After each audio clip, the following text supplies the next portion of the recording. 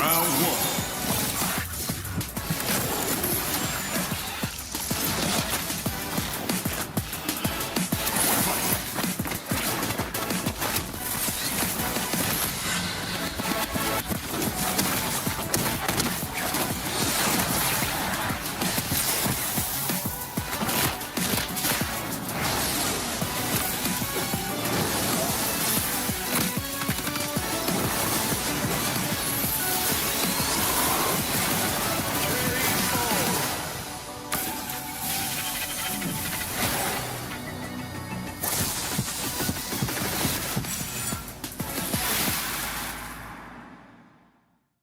Everyone is playing, you're not yet. EWC Play is your all-in-one platform to compete in fantasy, pick'em, and quests for a grand total of $300,000 in prize pool. Build your dream fantasy team in 5 different games and track your score with live results tables. Predict the winner of every game, every group stage, and every tournament. Complete daily and weekly challenges to earn boosters that help you climb the global leaderboard. Got what it takes? Join EWC Play now.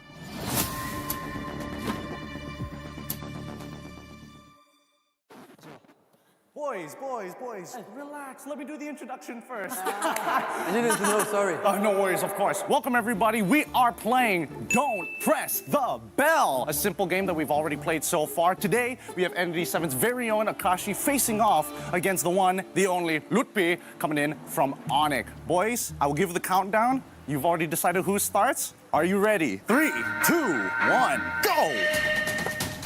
Oh. Don't forget the tap. Yeah, they're getting it. I think this is like the calmest boys we've had so far. Everybody else went crazy. It's so clean. Such minimal movement. Come on. Somebody. Oh! Almost. That was almost. Okay. You guys gotta go even faster. Nice. Good place. Ooh, you gotta be careful. Don't go from the bottom.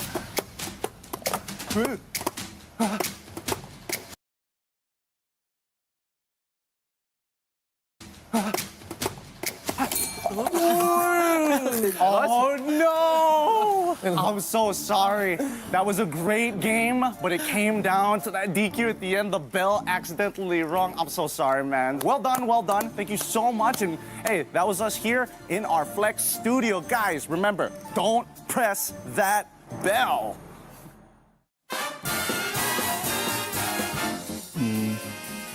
Oh, is it for Falcons, right? There's no way I'm guessing that. What do you mean I have to know? There's no dad with glasses, there's no beach. Oh, this one, Ogwin. No. It's not Ogwin. Bibal. Oh, female. Vivian, no? No. Fumieko. Fumi. It's the goal in her. I just remember now. She looks the same. Chel. Oh, it's Chel. This is the goal laner. They're sisters? Cute. Guys, you know what time it is. Don't press that bell. The simple game that everybody loves here. We've got 2 very important people. We've got Kozak from Pro, and of course, we have Innocent from SRG. You know the rules. It's a best of 1. On the count of 3, you may begin. Ready? 3, 2, 1. You may begin. Ooh. Very aggressive moves. Ay! If it's like that, what's that? We're saying that's not that. If it happens again, we're gonna DQ you. You gotta be a little more precise. Because it's broken. I know. Don't worry about it. Okay. Okay. Ready? 3, 2, 1.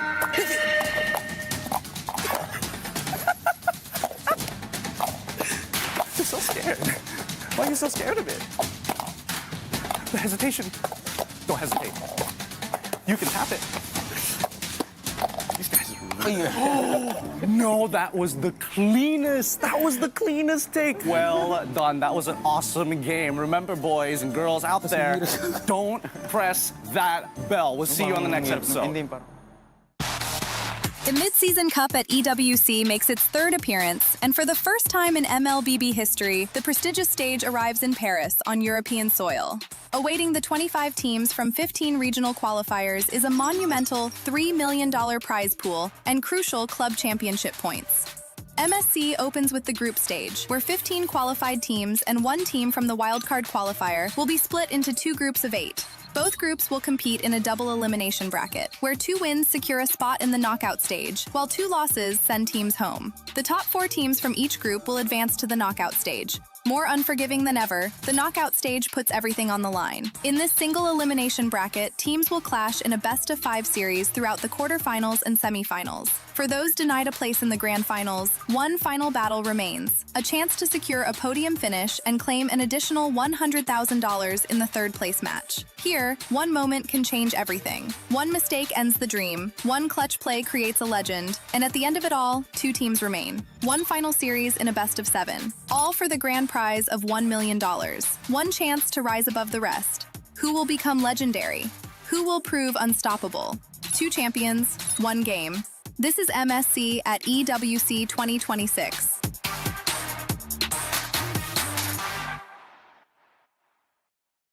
Hello, I'm Sanji from Team Falcon Mena, and I love anime. I started to watch anime when I was a kid, like around 14, 13. I kept watching anime because like the new animes have better story, better animation. It's just more fun. The one thing I can get from anime is you always never stop, because in the end you can do it. The biggest lesson I learned from anime is like you're not very strong in early, because there's always someone stronger than you.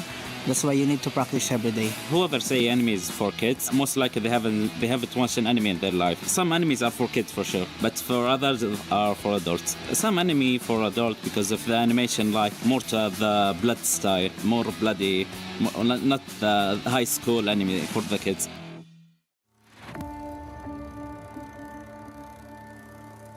Bloodshed, tears, and glory. The Land of Dawn calls for contenders once again. Against all odds, GK Esports is here to win MPL MENA Season 9. Guangzhou Gaming! They go straight to the main stage. Ignite Gaming! MPLSG Season 11 crowns a new team. True Rippers are your champions. The place where a new chapter begins. The newcomers. MSC at the EWC, Paris. For many of us, this is our first. We may be the underdogs. We may have sacrificed everything to come this far. We will prove why we belong here.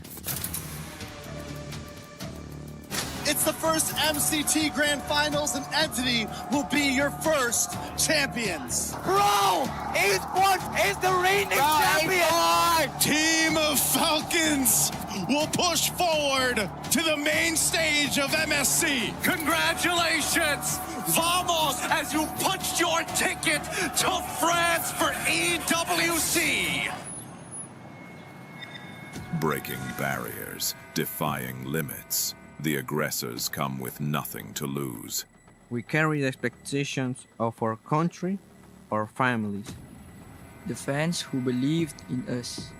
This is the stage we've been working toward. Maybe this is where a new dark house is born. Aurora Gaming have wiped the Young Gun Galacticos out. Megatron have not merely joined the Kings, they have become the Kings. And the Dragons of the North defend their Empire spirit. Challengers of the throne, the Titans stand ready. we have already achieved what many thought was impossible. Whether it's defending our regional title or taking down the champions of our region. We're here to break curses and set new milestones. Falcons AP Runner moving on through the grand finals. Slangor Red Giants are your new champions. MSC 2023 champions. Honor! Team Liquid is your grand champions! The names that shaped history, the kings and legends. It's been a while since we stepped foot onto the world stage. It's been a while since we brought home an international title. Our fights continues because our story isn't finished. Our legacy awaits. The journey to rise above begins. Play is in our DNA. Whenever we let it out, it becomes our superpower. Now imagine an entire city being built to supercharge it. Kadir City, powered by play.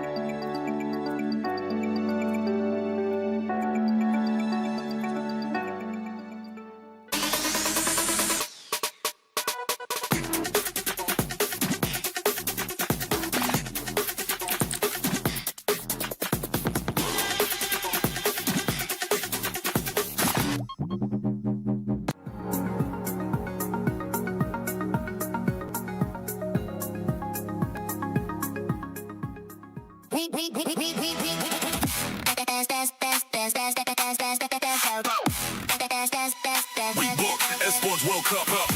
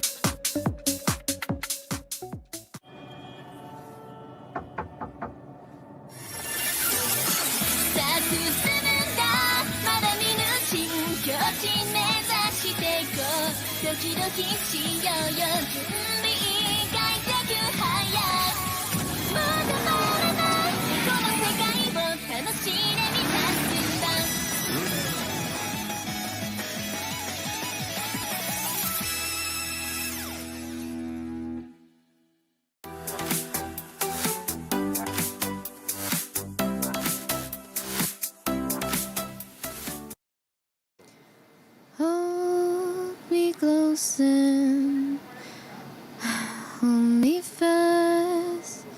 This magic spell you cast.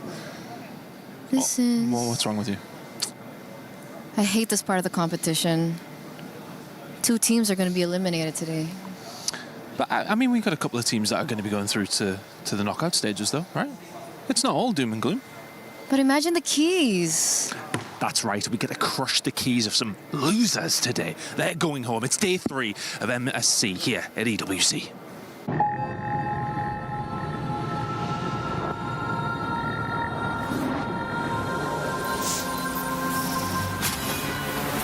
In the past, we were always in Asia. This year, we came to Paris. What stories are still left untold? Kami sudah membuktikannya. Tapi ini baru permulaan. Tiada siapa akan ingat siapa nombor 2. We need the win. Bukan sekadar keinginan, tapi tekad. Hindi ang pag-abot sa tuktok ang pinakamahirap. Ang corona ang mahirap ipagtanggol. What happened last year became fuel for us this year. This time, we bring us to prize and finish it. A new lineup, new chemistry, new fire. Once champions, not settling for podium finishes. World champions, defending MSC champions. As the final boss of MLBB, can anyone stop them? Names have been made, stars have risen, but now they need to show the world what it takes to rise above. This time, the world is bigger than ever. Like every year, new challengers step on to the world stage. Some carry the ambitions of 2 continents. Some fight for the pride of home turf. Some have never stopped chasing the throne. So who will finally rise to clinch the title? This is where unresolved stories find their ending. A new shot at glory. One more chance at redemption. We are back! Kali ini, sekali like. Pareho lang ang chance namin. No one is untouchable. Let's fight. Kan ako kalau bisa. 2 champions, 1 game. Paris breaks through limitless possibilities.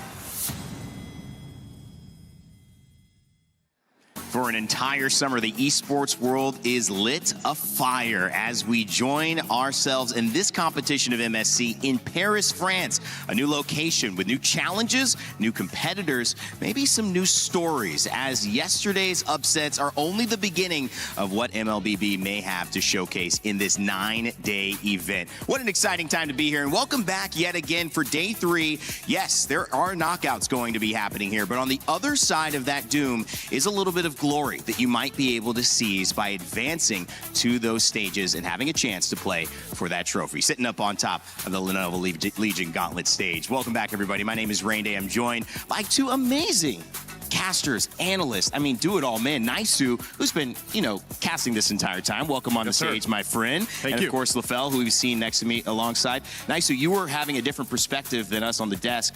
You were casting those games. What was your takeaway, man, just after these 2 days of amazing action? Man, I don't know. I think the biggest part is just how surprising the meta is so far.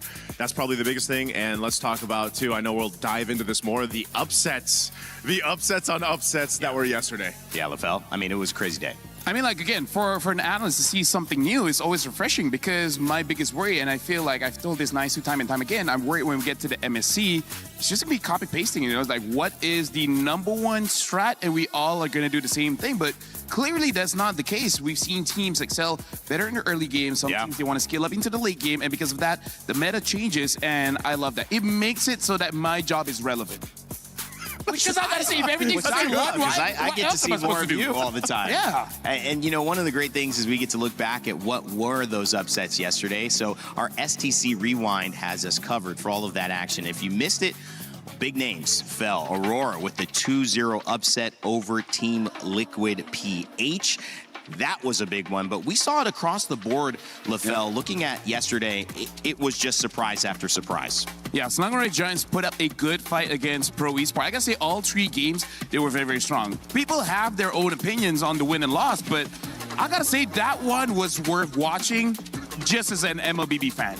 Oh, I love Gideon's reactions there, too, because, in the room, in the talent room, we were watching that. And yes, in some cases, it looked like, again, it might be a repeat of what happened in the history with these 2 teams facing off. But I got to say, man, that when we got to that 3rd game, that was probably one of the best plays so far that we've seen of MSC. And you're going to see a ton of reactions from everyone, because everyone online was sharing their reactions for this match alone. Dude, Keoli, man, like he on both. I think this is the one. This is the one. Oh my goodness, that does not need to speed up. That needs a pause, a slow. It needs frame by frame. That's how insane Keoli was.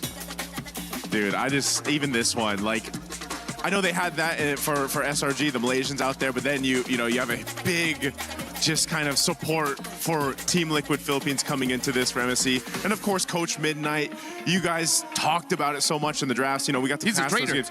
Yeah, dude, he's a traitor of the Philippines. He's a mastermind is what he is. I mean, who would have thought Rafael in the mid lane?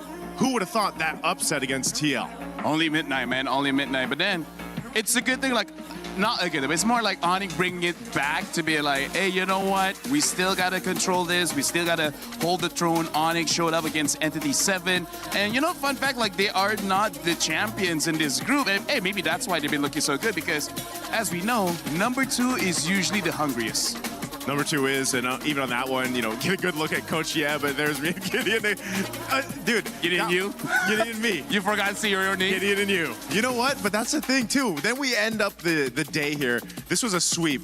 I believe I was filming content for this, but I did get a peek at what was going on here with this last matchup of yesterday. And I would say, you know, you have these upsets that started off the day, but then, of course, I feel like with the last 2 matches especially, you kind of had more of a, this is kind of what was expected. What we expected. Now, yeah, can there be a bounce back for the teams that lost? I also got to say for Onyx, the fan base was incredible here in the stands. I mean, obviously, so many fans online for MLBB, community so passionate about this game, which is great to see. And as a fan coming into it, it's awesome to experience just what you can see with the storylines and the players evolving. And I think maybe the biggest storyline yesterday that many were aware of was Team Liquid going down not just 1 game in a best of 3, but 2 games in a row to what many were surprised at here in the Rafaela, the pick of Midnight and this team to really surprise who many consider a favorite to return and defend their title. We had a chance to talk with the coach of Team Liquid, Aeon, to get some thoughts. We're here at the back now with Coach Aeon after that loss, a very upsetting loss, by the way. I think everyone was quite surprised. Could you talk us through what perhaps happened in that particular match? I think overall it's a mismatch of game plans. They are going all in on the early game. I think everyone can tell. And we are hoping that we can hold them off because if we can hold them off, I'm sure we'll win the games. But obviously we didn't. And they snowballed throughout both games. Yeah, so wrong game plan by us, I guess. Okay, so coming into this, were you surprised with that early game plan coming in from Aurora? Actually, no, because we saw their games and this is what they always like to do. But it's just that, you know, we felt that it was something we can handle, but obviously they played better today. Yeah, okay. So, so we will have to revisit our game plans and let's see what we can fix. Were you surprised though? I mean, obviously they play early game, but like Rafaela mid, we saw Barat's EXP. Was that something of a surprise to you? A little that they will take it out so soon, but at the same time, we always knew that they had these pocket strats. Okay. Because they also bring out Angela mid, I think, in their region. Yeah. So we knew they like unorthodox draft. That's gonna be different, and to be honest, that's the biggest thing for us because regardless of opponent, it's just a different play style, right? And for them, they have one of the most unorthodox play style, and they played really well today. So props to them. Okay. Do you have maybe a message to Coach Midnight? Well played. Well played. We might see you again. Ooh, okay. So the one thing that you feel like you need to repair come match 2 is the game plan, the strategy. Do you think it's just specific to Aurora or you might have to revisit some other game plan to specific teams as well? Of course, we have to revisit what we think is the correct game plan because obviously everybody have a plan until you get punched in the face. And obviously we got punched in the face, so we will revisit that. But at the same time, of course, every opponent is different, so we will take that into account as well. And yeah. Best of luck for the next matches. Do you have a message before we go? Thank you for everyone that supported us. I'm sorry for this disappointing result, and yeah, we'll do better. We're excited for the comeback. Thank you so much, Coach. Back to you. Everybody's got a plan until they get punched in the face. That is probably the best way to sum that one up, Naisu. That's a good way to go about life, I'd say. You know, but no, I think everybody is going to have to deal with that because we've talked about this quite a bit. I think the draft or the meta right now allows everyone to just kind of have this personality when it comes to the draft. And yeah, you might get punched in the face by a different personality from each team because this is, I feel like, again, one of my favorite metas that we've had in a while.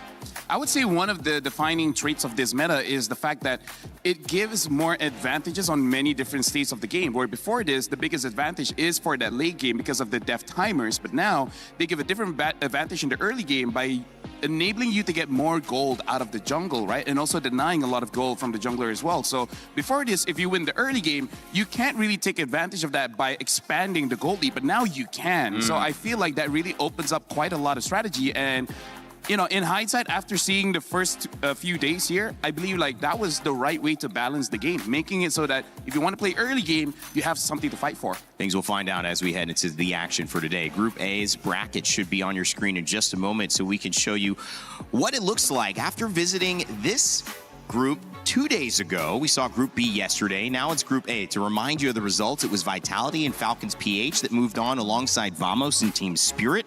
We will see those games today as well coming up. But we're starting off True Rippers and Guangzhou Gaming. That will be our first look at Group A. This is a knockout game. This will send somebody home from the tournament. So it's a scary day, but it's also an exciting day. You've got to bring your best MLBB, Naisu. Yeah, I've got to go ahead and agree with Eterna, you know, on the feels of this. You get to this point in the competition, eventually teams have to start going home, you know, and for this, it's going to be that first match opening up today, True Rippers or Guangzhou Gaming.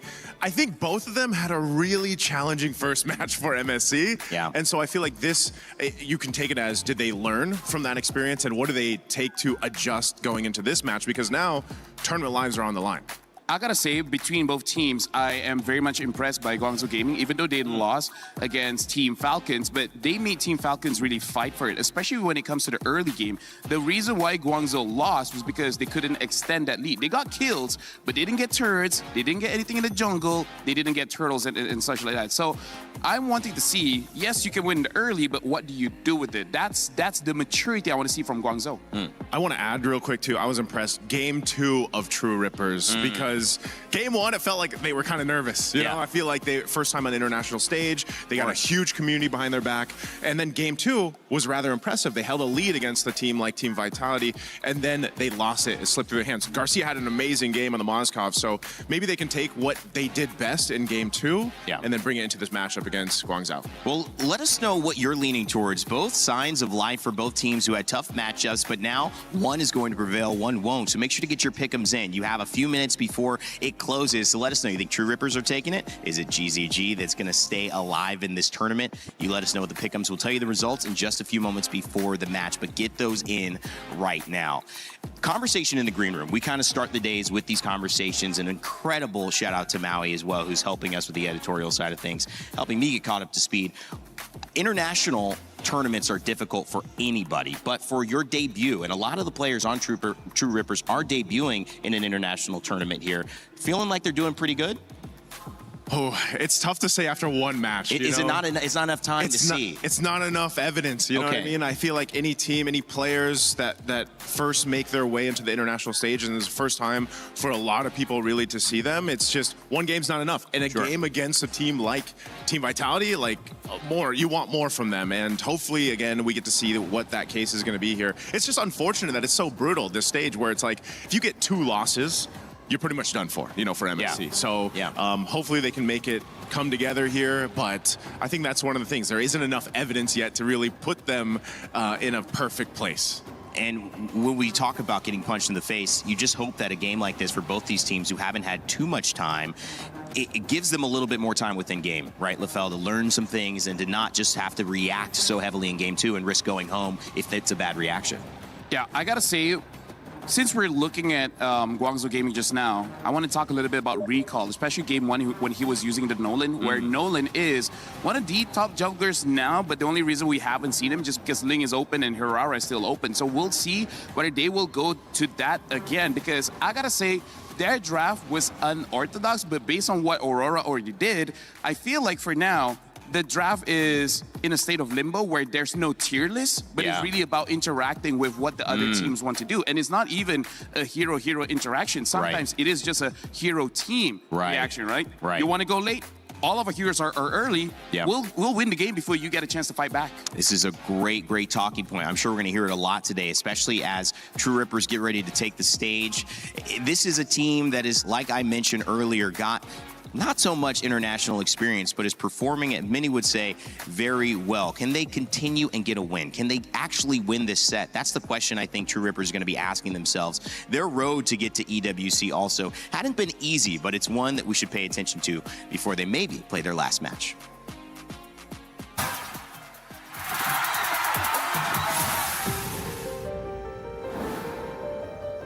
Hello everyone, Kimi here from Team True Reapers. We are the winners of MLMS Season 1. We're the first team to represent India at MSC at EWC. History has been written, ladies and gentlemen. India's international journey has finally begun tonight. True Rippers are your champions. I guess it was the start of 2026 January. Everyone was so hyped, like they were saying, guys, we might get an international slot at EWC. We need this. For me, like I was really hyped up. I was about to continue my studies, but after I got to hear that news, I thought of making a team. So then I texted some of my friends, some of my well-known guys, and then I asked him if there are any other orgs, like the organization that need a team or something. Then I started looking for players.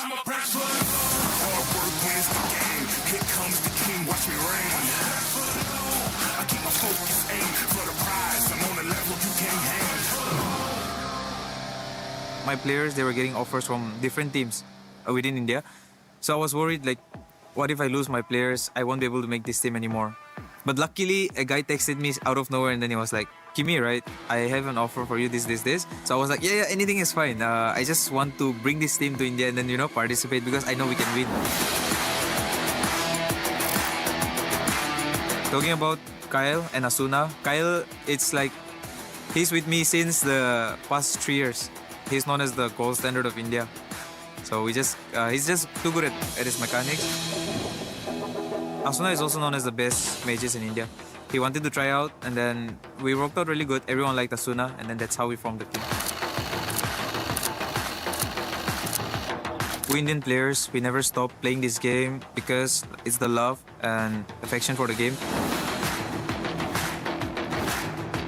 True Reapers at EWC means a lot to the community because after it's almost like 9 years now since India got a slot in MLBB. I just hope everything goes good and we get to do something here so that the craze for this game continues. Today we are here, but in the coming future, many Indian teams will be here too.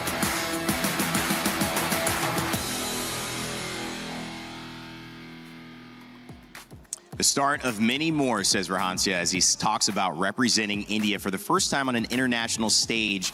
And this is truly an opportunity to not only do it for his country, but also to do it for his teammates, who he promised they would be able to make something happen if they could all stay together. Well, so far, so good. Let's see if they can put it into execution here as they face up against Guangzhou Gaming, who have had a different road here, representing China, and obviously a team that played well and had glimpses of figuring this meta out and prolonging their games. Can they finally get the wins that they need over True Rippers? It'll be a battle for sure, but their road to EWC was not easy either. They are here and they mean business.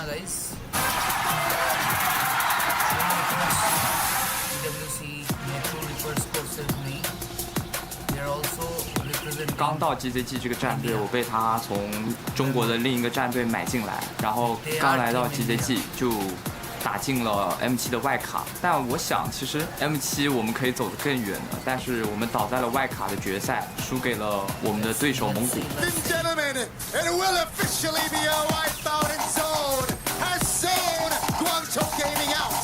所以那场比赛结束以后，我觉得很可惜，抱着我的教练哭了。Stop him and the beast left us at the feet of Guangzhou Gaming. 在 SAL 夺冠的时候，就我忍不住在赛后采访里哭了起来。我很想赢，每次赢了我都很开心。但以往经常了解我的观众知道，就是我哭经常都是输了才哭，但那一次是第一次赢了才哭。我觉得我们做得很好，就是这种情绪在我心里涌出来，就使我落泪了。我觉得这是给我们训练，就是我们在训练里付出的努力，我们比赛里。我观看了这次在巴黎开赛的 MWI 女队拿到了8强，其实我有一点难过吧，因为虽然就是他们拿到了很好的成绩，我本来是开心的，但是我难过的是中国赛区的男队一直都没有很好的成绩，反而是我们的女队先做到了，所以我觉得我们男队需要一点突破的力量。我希望中国的粉丝能看到的是中国队伍热血的一幕。我觉得我们可以创造以往没能做到的目标，所以我想跟我的队友说，放轻松点打，对面很菜，随便赢了。What a story there, knowing that the women's have broken through, but yet to see that same result on the men's side. Looking to get it done here is Guangzhou Gaming as they head into a knockout game versus True Rippers, guys. This is two countries, two teams, highly motivated, highly emotional, Naisu, and it's Guangzhou Gaming who get the pick'ems results in their favor. Doesn't necessarily mean that they're going to take it, but Naisu, that's a strong side. The audience is with Guangzhou this time. Strong prediction there. Again, give True Rippers some more time to prove themselves. Both these teams have amazing stories, though, the way they made up here, you know, and I got a chance to even see part of the journey for Guangzhou Gaming through MCTE stage to get to here, and so hopefully one of these teams can make that story come true after a game win, but unfortunately one has to go. I mean, like, we got to talk about mentality, because I like looking at the Guangzhou video just now. Reminds me of W. Be like, we're strong, the other team is trash, right? So I really want to see them actually use that kind of energy here going up against True Rippers, because I legit feel like they have a very strong early game. It's just that you don't know how to maximize it. If they can maximize this one, then they can survive another day. Because I do want to see them succeed, because they've been here for a while. They haven't got that success just yet. The women's got there first, but hey, maybe they can get there further. And fighting for a region here, I mean, the pressure, it's pretty high for both of these teams as well. And you can see the emotion welling up. To me, that is just more of what it looks like when you give your all and when you have a situation that finally, after that work, it feels like you're toiling through the heartache, through the disruptive and sometimes detrimental choices to get there and maybe make a mistake, to finding your feet, finding a way to get back, and then suddenly saying, man, we did it. After all that, we're here. Guangzhou Gaming looking to keep that feeling going. True Rippers hoping to keep that feeling themselves. It is going to be a great competition. One going through, one going home. Let's get it started.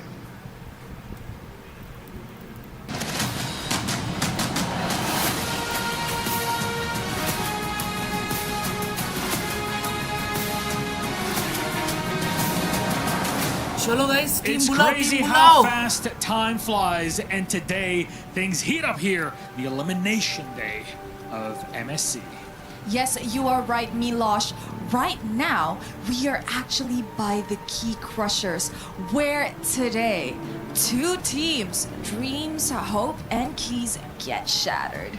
That's the beauty of it. Every single one of our 16 teams here at MSC at EWC 2026 have come in with a set of these keys. This is the heart of these keys, Rose. Yes, now these heart of keys is the main reason why they are still here and competing, because this is their ticket to potentially the grand finals. And there's only one that can remain like this, because at the end of our tournament 10 days from now, they will look like this. Everybody, 15 out of 16 will be completely crushed in this way, and today will be the first day where we get to crush two of those sets of hopes and dreams here in our beautiful crusher. She's strong, she's bold, she's beautiful. She doesn't have a name, unfortunately, so we expect you to help us out with that. Okay, Milosh, now my question is, before we get into the game, we kind of need to get out of here, but how do we do that? Don't worry, I got you. Momo, door! Oh. Oh, there we go! Ladies and gentlemen, welcome back to the third day of MSC at EWC, where today we will be witnessing 4 best of 3s and 2 teams and their journey here.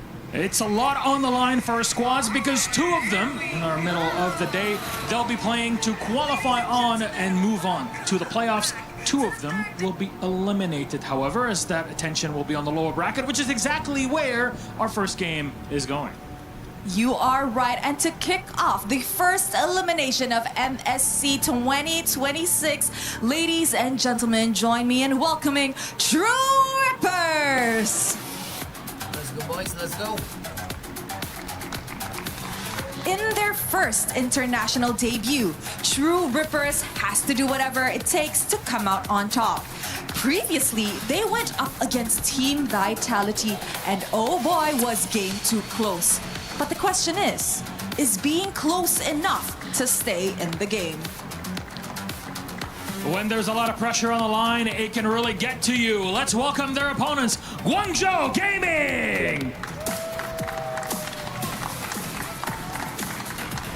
Although they faced one of the toughest opponents here at MSC 26, they still showed massive resilience during their clash. They left even Super Marco shaken. So can they pinpoint Ripper's weak points and live to fight another day? This is the match of the underdogs. Two regions that are quite new to the MLBB scene, battling it out, and only one can remain on top. All right, it's time to get the show started. Please, Guangzhou Gaming, please, True Rippers. My friends, you may place your keys and captains.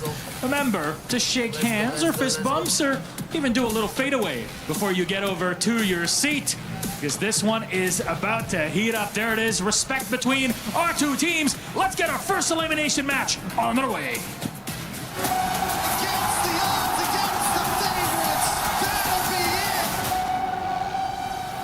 Day 2, the Group of Death. We've witnessed the unexpected fall of two champions, Team Liquid Philippines and SRG, and the unexpected rise of two contenders now between Aurora Gaming Turkey and, of course, Pro Esports.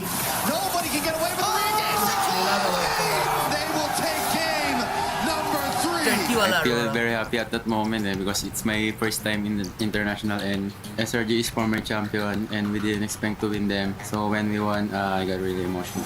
JP falls as well. Aurora is relentless on this mid lane.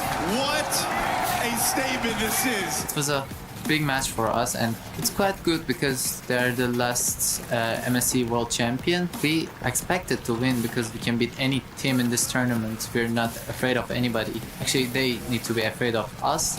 And the stampede has been stopped. So the loss is unexpected for us, for sure. We know that coming into today we are the favorites, and we know that we are the better team. My thoughts on us and SRG both losing the first game of our bracket. Of course, it's a surprise to most, but at the same time, this bracket is so stacked, right? Anyone can beat anyone in the current level of competitiveness. Going into Day 3, we have two teams securing top 8 spots. Will it be between Team Spirit and Vamos or Vitality and Falcons PH?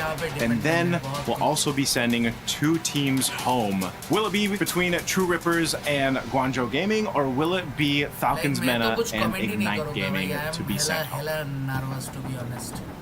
Well, it is a battle, to say the least. Representatives of India and China going head-to-head. True Rippers versus Guangzhou Gaming, guys. This draft is going to be interesting, and the question I want to raise to you is, if you learn, are these losses okay? If you can take something from these losses, is it okay to be here to bounce back, or are you looking at today with a different sense? Is there cynicism? Is there optimism? What's the approach to this draft, and how are you looking at these two teams? Nice soon.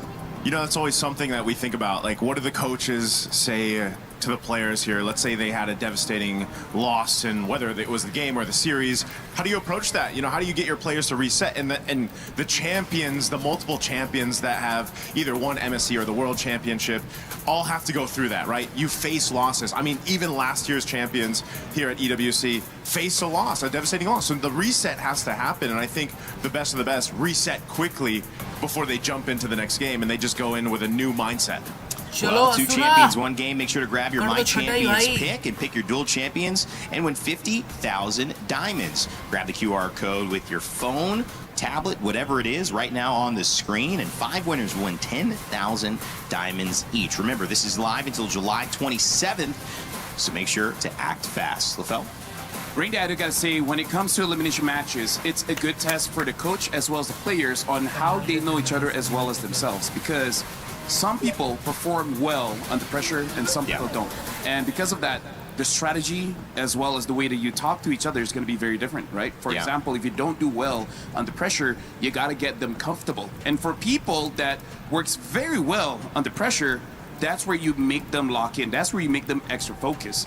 And now going into Flying Clouds here, this is going to be very interesting, especially because I want to see if other teams did what Midnight did and actually bring Rafaela to Flying Clouds, maximizing her passive. When you respawn someone, they immediately get to battle. I don't think people will be able to practice Rafaela the same as Rosa did, but at the same time, How hard is Rafaela? I mean, like, come on. Wasn't there some advice out there like, yeah, what would you say to the people that want to now play mid lane Rafaela? Just remember, you're not Aurora Gaming. You're not Rosa right now.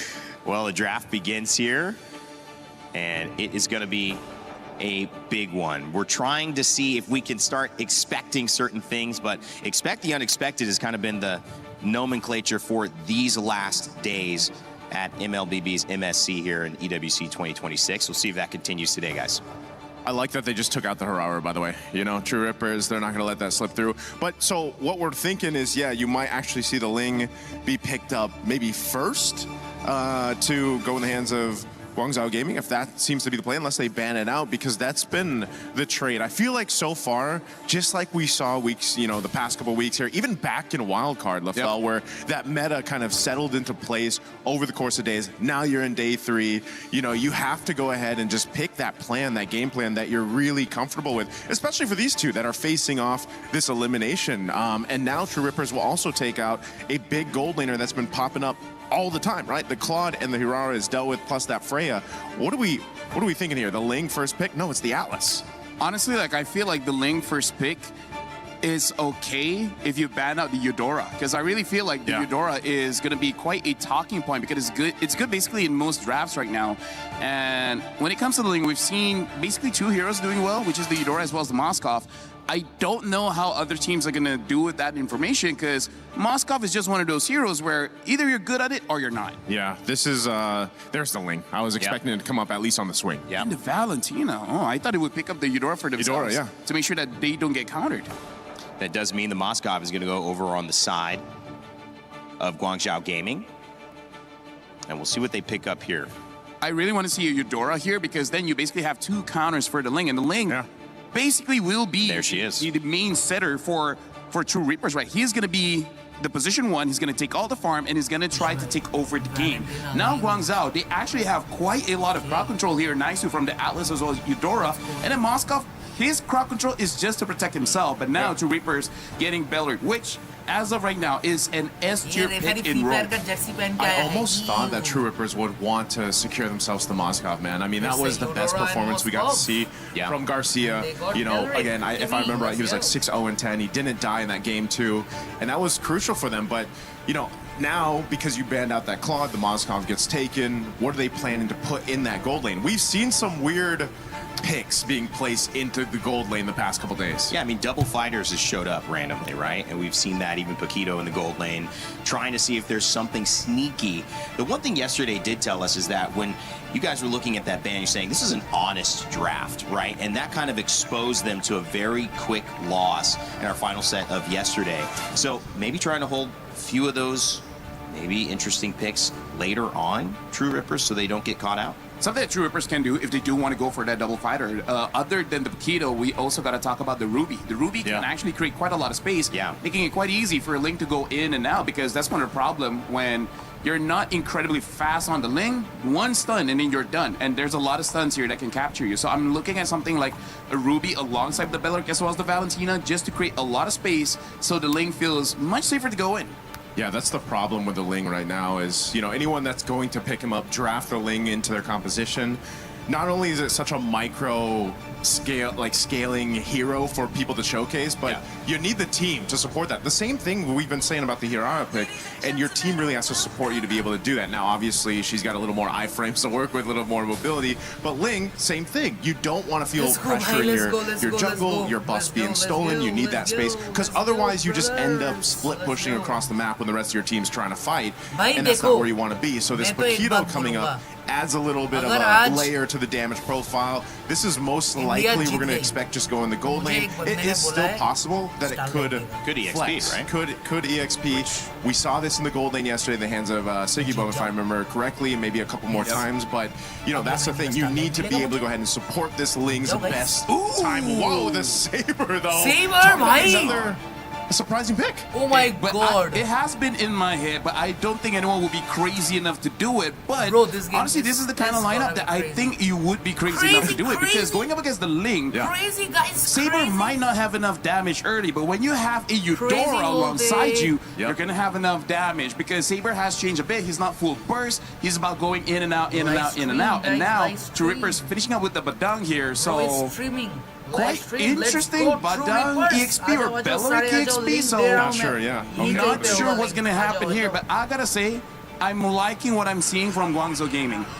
It's going to be a Belleric EXP. Yep, on Rahancia. Kimmy's got the Badang. And Garcia on Paquita, so another gold lane fighter. Marksman coming in thinking you kind of have to have that, but we're seeing this meta evolve to where, well, maybe not. Can we keep tempo? Can we keep pressure? Both of these teams suffered quick defeats in most of their games. Trying to set the pace this time around as we have our first series of the day kicking off. It's True Rippers versus Guangzhou Gaming. Let's get it going and send it over to your casters. Smash them. We are officially kicking off the third day with an elimination match between True Rippers and Guangzhou Gaming. But the surprises just keep coming, Mirko. And as our panelists have said, Lefel personally does like Guangzhou's lineup, but how are you feeling about this, especially the Saber? Dude, it's crazy. Again, I mean, we saw day number 1, day number 2, constant surprises back and forth. And I thought we already saw everything. You know, I thought we already saw everything the meta has in store for us, but obviously that's not true. The Saber comes in, X-Ying, almost taking Asuna down in the mid lane. It's all about aggression. Okay, that's what we know right now for Guangzhou Gaming. I feel like they're trying to double down on already a very good early game. We saw one of the glimpses, well, hold on, May.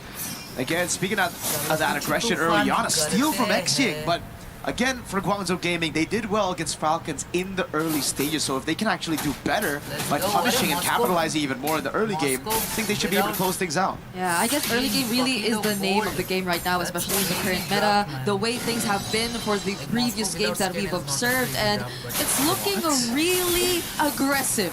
If there's anything we could use to describe Recall, because he picked up a Saber, and now he even went for Master, or Weapon Master. Yeah, not even the Seasoned Hunter to help him clear. I mean, he's going to do much more damage when he gets his items, but damn. Pull yourself together on both double or duo mid here, X-Ying and May. Good read by Garcia. Could be a really bad spot here, and honestly, you look at this composition, you just look at the Saber and you're thinking, why go Saber? But if you look at the double fighters or just the fighter in the gold lane, Garcia should be very easy to pick off by Recall on the Saber, so that's a big question mark already, as you can see Garcia having to sacrifice a few of those waves. It's great. At least he's being very careful. You know for a fact that Garcia too, even when he gets his hands on the more vulnerable heroes like the Moskov, is not really the type to put himself in dangerous positions. But that's the first triple sweep we get to see here. And that's the tank, that's the boy. You would usually have a lot of damage on. Well, the splash already popped in right now. They go all in. Recall the double with the weapon mastery, trying to get one more. Eon stunned on the wall. Now would chase out with the Black Dragon. Modi almost taking Eon's down. Now it's Kimmy with the Flying Clouds, bringing him back again all alone. SOD almost lands Eon's. Sticks to the Recall.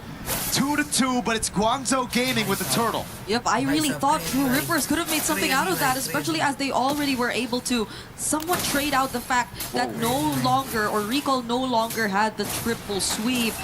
But it's still somehow a bit manageable for True Rippers nonetheless. Especially as you see they're not really being punished elsewhere. Let's take a look at that replay.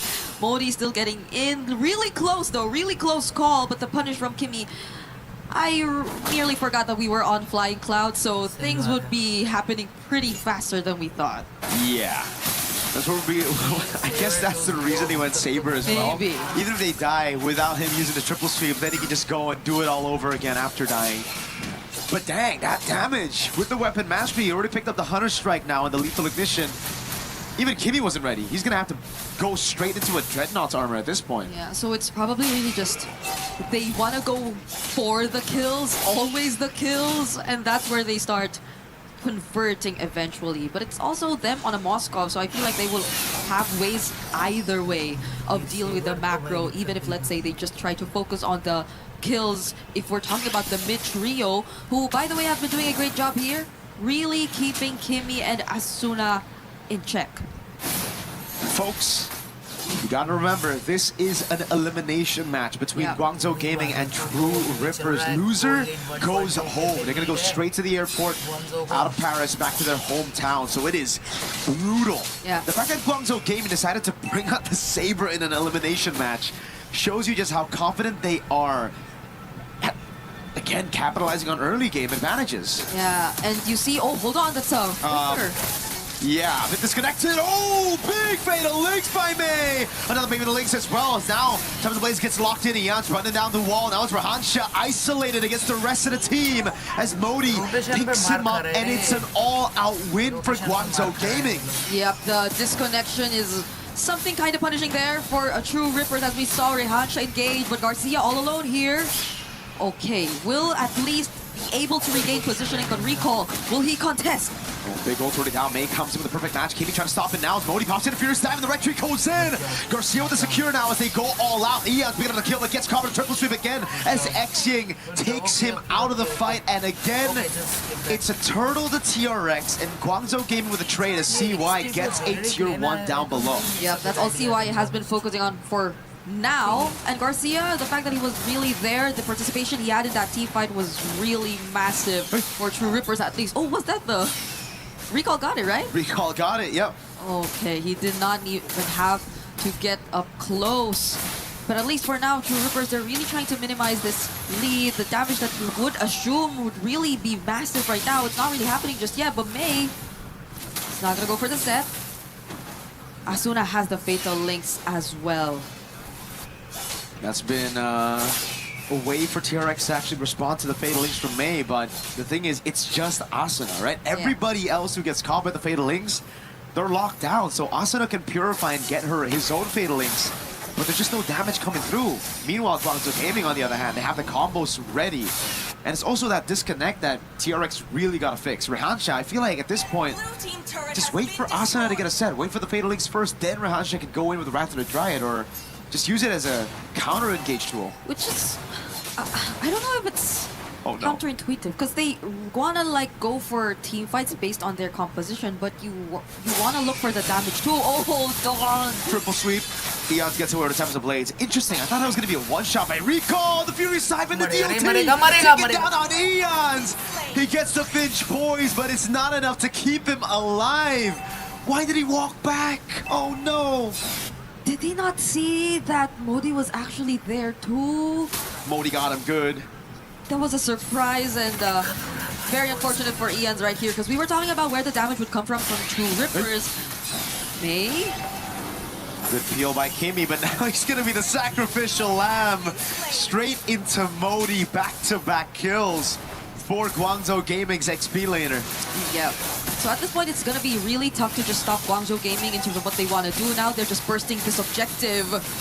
Oh, Yansha! Oh, Xing's still the one who actually claims it now. The Fatal Links locks down Recall. He's gonna get caught by the Temple of the Blades. It's a big shutdown for Eons as he picks up the Blades, but now it's gonna be Xing with the help of CY. Perfect match coming down. Finch poise gets him out. Modi getting a killing spree as he goes for a 1v3. Now against Garcia. Still able to survive as well. Guangzhou Gaming now. We're gonna siege down the mid lane. A stun coming out on Kimi and the Spear of Misery. Doesn't connect on the wall. Doesn't pin Kimi. Just a tier 1 in mid. It feels so weird to think that the extended teamfights seem to be favoring Guangzhou a bit more, because you would assume that they're very ult-reliant heroes, but at the same time, they have a hero like the Moskov. They have someone to just put out these sustained sources of damage, whereas True Rippers, on the other hand, I feel like it's mostly sustained. We are looking for the ways in which they could really clap back. But Rahansha, again, another Wrath of Dryad already committed. Oh, Garcia in the back, already using the Flicker as well. May can go for the Fatal Links free. Recall coming in with the Shuriken, now the triple sweep on Kimi. It's a fist crack coming out as Asuna is able to lock him down with the Fatal Links and a Terrify on Recall. It's Eons with the pick, CY with the damage. Now it's Modi. Black Dragon form flanking for the back as Rahansha is going to be isolated for the rest of the team. The Petrify lands for Modi, and he gets the Furious Dive to pick up a Mega. Garcia's all alone. Guangzhou Gaming going to go for the chase. A stun from Xing. Modi trying to cut him off. Garcia, can you get away? If he actually gets away from this, I don't know, but he won't. It's a killing spree for X Ying, and these staggered team fights are just not helping True Rippers at all. You don't really get to see them maximize the potential of their lineup. Even this moment you're seeing right now, it was the fatal links that Asuna got, which could have been the turning point.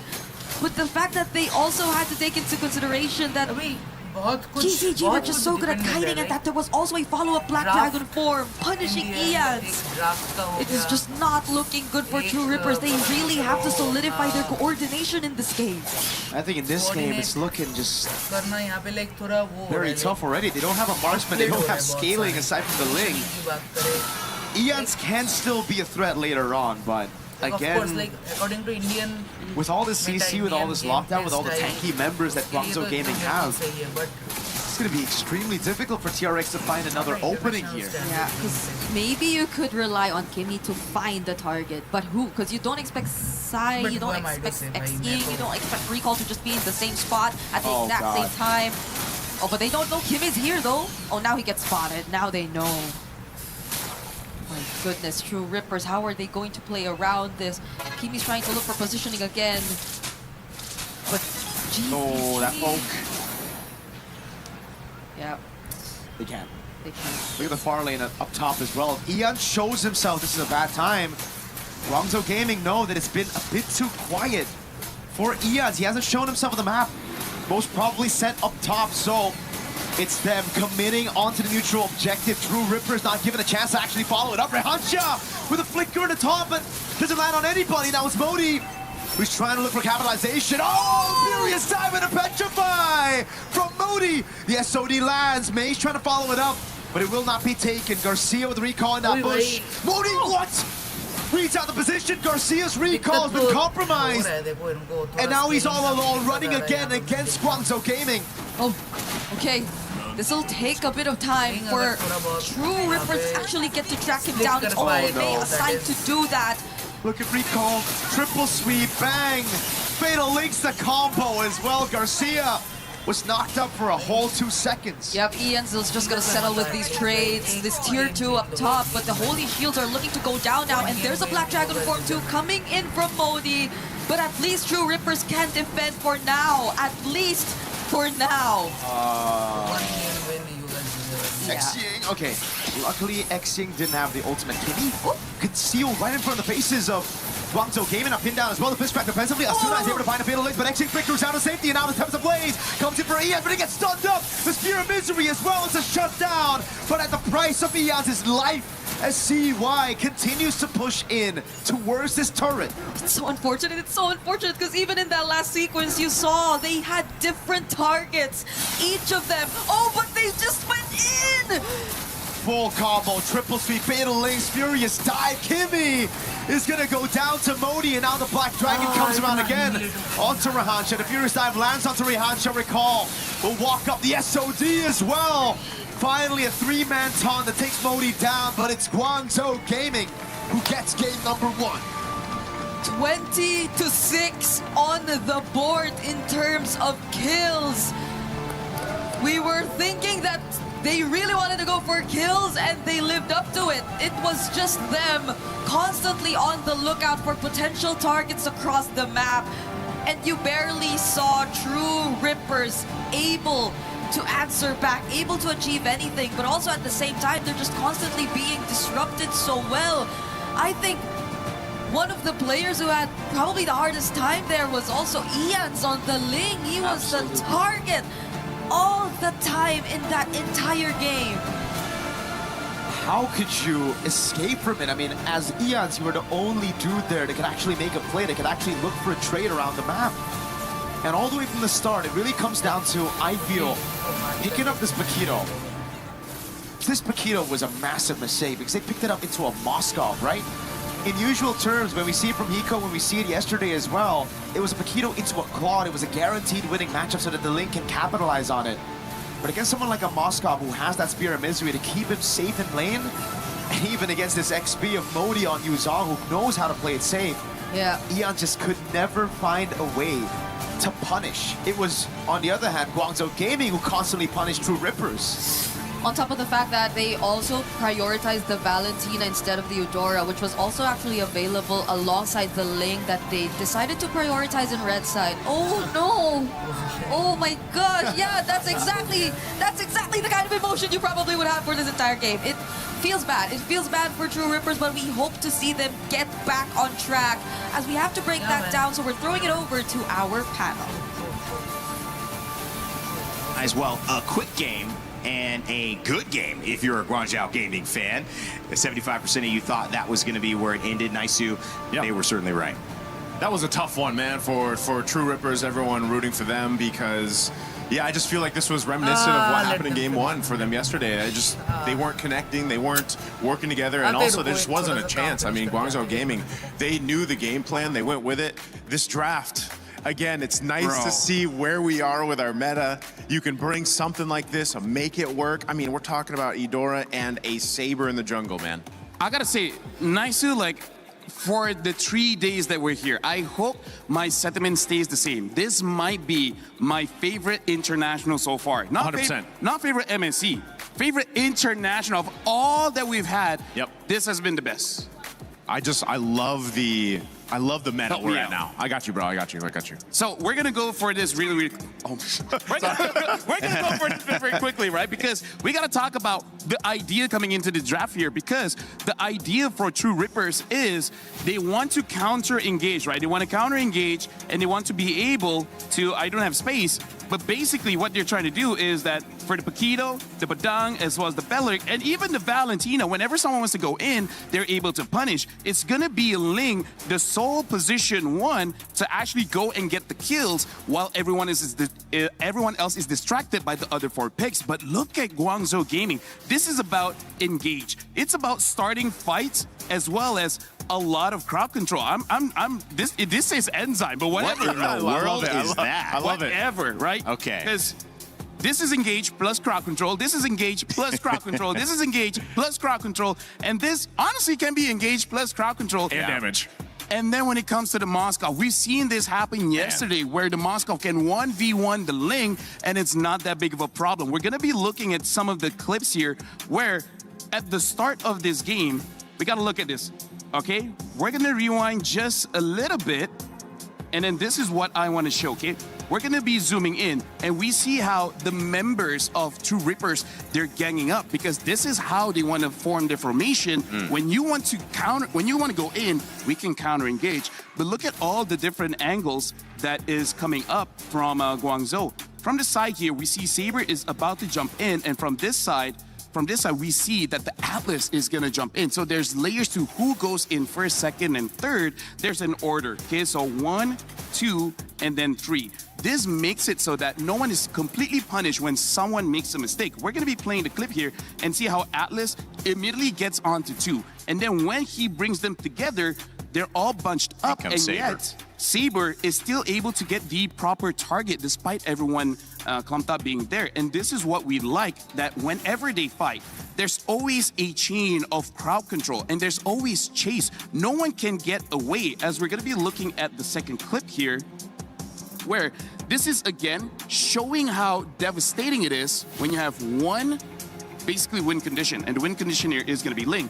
At this point, you can see the Ling is safe, and I feel like even Guangzhou Gaming is like, we're going to be happy with that. We're just going to be taking the camp here, denying him off his farm. But then, as the fight goes on, even Mirko was questioning, why did he stay? And this is also another dangerous thing about the composition of Guangzhou.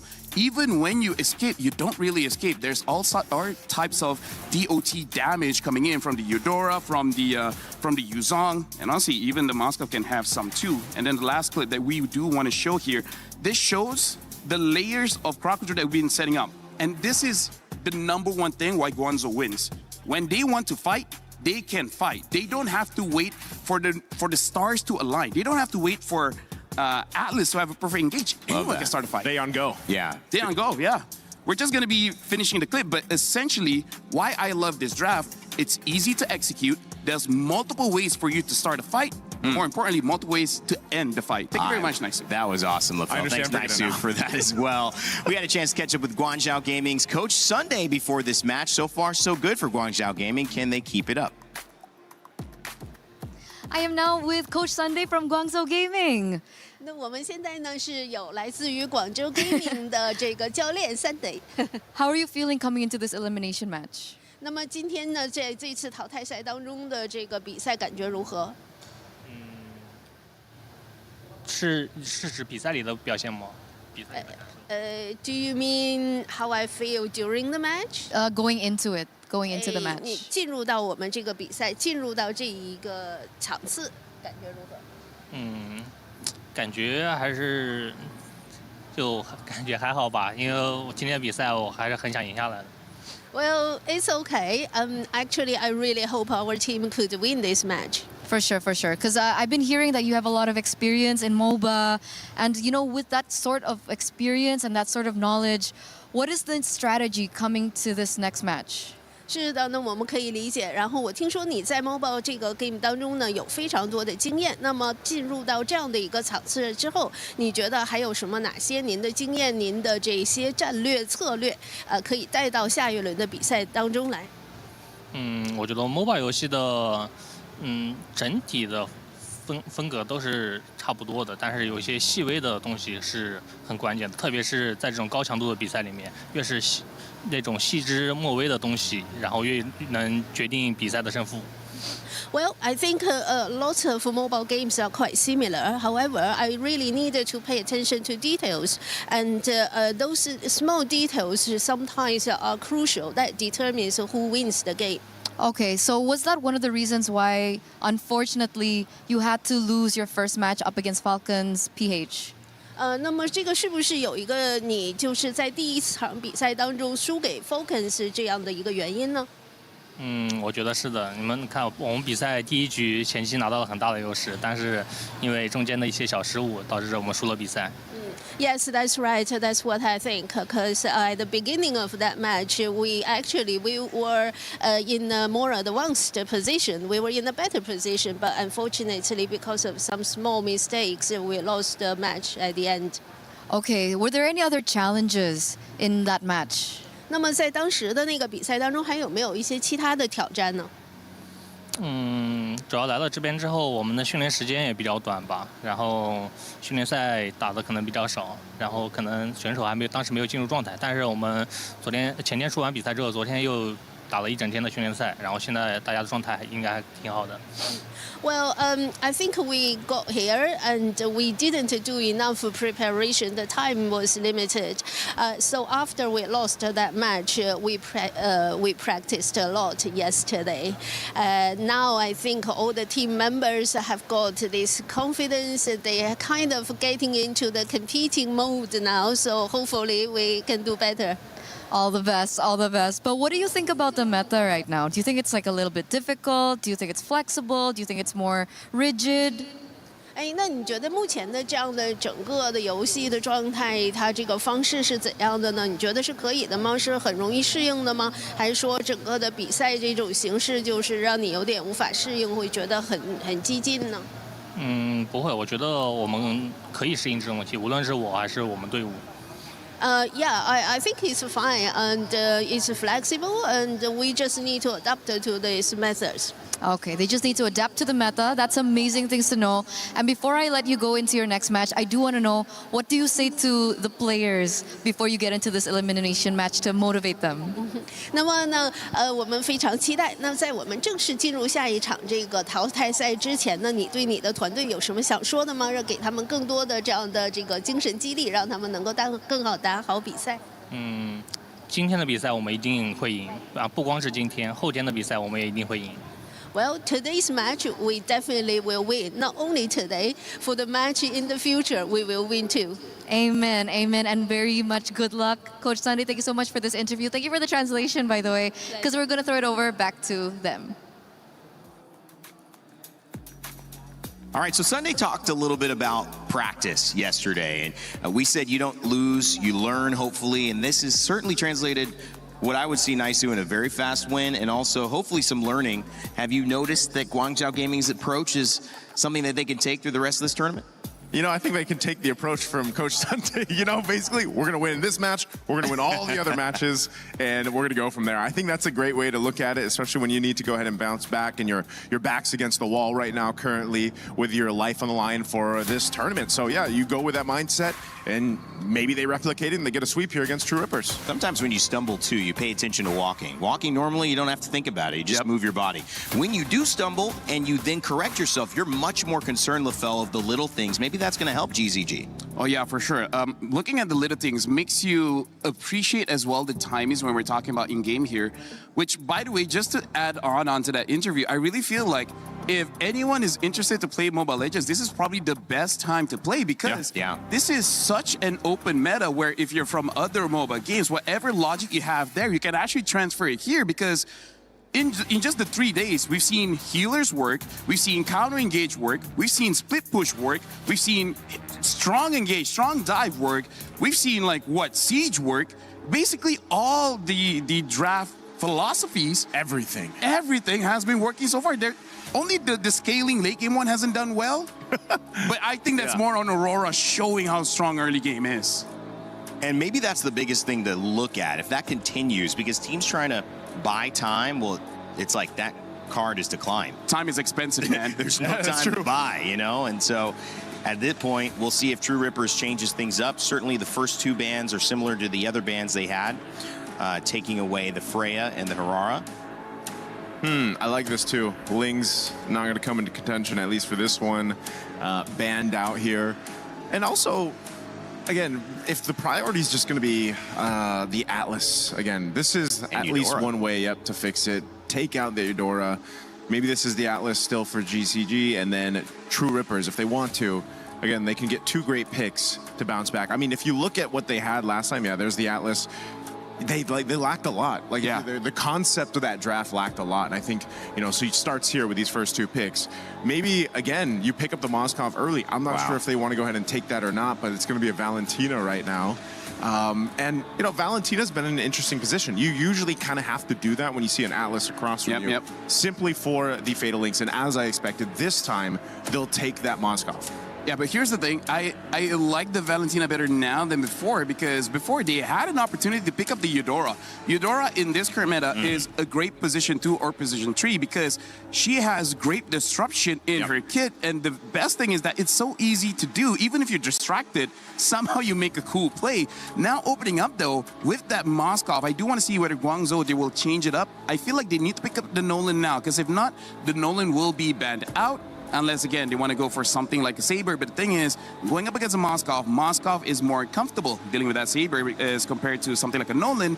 Even though he gets pushed back, he can just jump back in. But now Guangzhou picking up that Zhu Xin, and it looks like they have this philosophy, we want a lot of crowd control. It's the same thing from last game, man. I think they said the same thing last game. We want some crowd control, and now that's the same case here with these first two picks. Plus, they got themselves the Claude, which again was banned out in the previous game. So this is already, it looks good on both sides. Harley comes through though for True Rippers. Okay. This is one of those cases where, again, similar to the Ling and the Harara, you need to make sure that your Harley is able to go ahead and scale up. We've seen it before already in MSC, where if you get delayed hard enough, you can't really do too much. Zhu Xin banned most of the time. Finally let through here as well. I mean, wow, Saber banned. All the respect though. Yeah. Because the Harley's gonna have a hard time. He jumps in and it's like, oh no, Saber. Belleric too. What do you think about? I feel like True Rippers, right? What can they do? I mean, that was a better game. It wasn't a sub 10. It was around 13. What can they do here to change things up and tie this? Honestly, looking at their lineup right now, it looks more spread here because they have, I would say, still the position 1 being Moskov. Moskov is going to take most of the farm, but then they have Harley as an assassin. And also, I do have to say here, Raymond, all 3 heroes that True Rippers has, they work well individually, independently. So it almost looks like they're trying to make this team fight messy. And I think the idea is to avoid the Atlas, to avoid the Zhu Xin. Yeah, so like trying to minimize the effect that they have with their AoE crowd control. This is interesting too, man. The Uranus comes up. Remember what Lutpi was able to do yesterday? Just basically, when you had that kind of lead, sit into the base. This is, again, if you're looking at the screen and maybe you haven't tuned in to some international MLBB in a while, you're probably looking at this being like, whoa, what is this meta? Look at these bans. When did we think we'd see these kind of bans, right? The Eudora, the Saber being banned out, a Ling on the other side. Like, there's just so much open right now for this draft. The Nolan does come through. There's the Yu Zhong. Might as well pick it up again, make use of that, just like we saw in the previous one. And a Guinevere is that last choice here for True Rippers. Wait, so the Guinevere is going to go roam. That's going to be very interesting here. I got to say, Redman, Guangzhou, they have an easier to execute draft when it comes to True Rippers. Like I said, a lot of individual skills is there. But if they miss their abilities, that's GG. They will either look amazing, yeah, or, like Guangzhou says, they'll look like trash. Well, it could be a fast game. It could be a good game. We'll find out what type of flavor True Rippers is able to bring. This draft certainly different than before, which if you're a True Rippers fan and rooting for India, you would hope, okay, maybe we have a chance. If not, Guangzhou Gaming will be moving on with a 2-0. True Rippers will end their MSC run here. We'll see if they can even it up as we throw it back to your casters to get Game 2 underway. True Rippers and their last chance at potentially being able to get a shot at protecting their key and not ending their tournament run right here, right now against Guangzhou Gaming. We're seeing a bit of a shift in terms of the draft, Mirko. It's not entirely... Oh, hold on. Okay. Yep. It's still the Yu Zhong, though, in Modi's hands that you are going to see, and I feel like True Rippers are putting a lot of respect to it as seen in that first rotation. Hey, True Rippers, I think just going back to basics actually fits the bill a bit better, right? True Rippers against Vitality as well. They were able to almost get that Game 2, a very close, nail-biting Game 2 with a simple composition. So I like the fact that they're going back to basics. Garcia on the Moskov that almost got them the win against Vitality as well.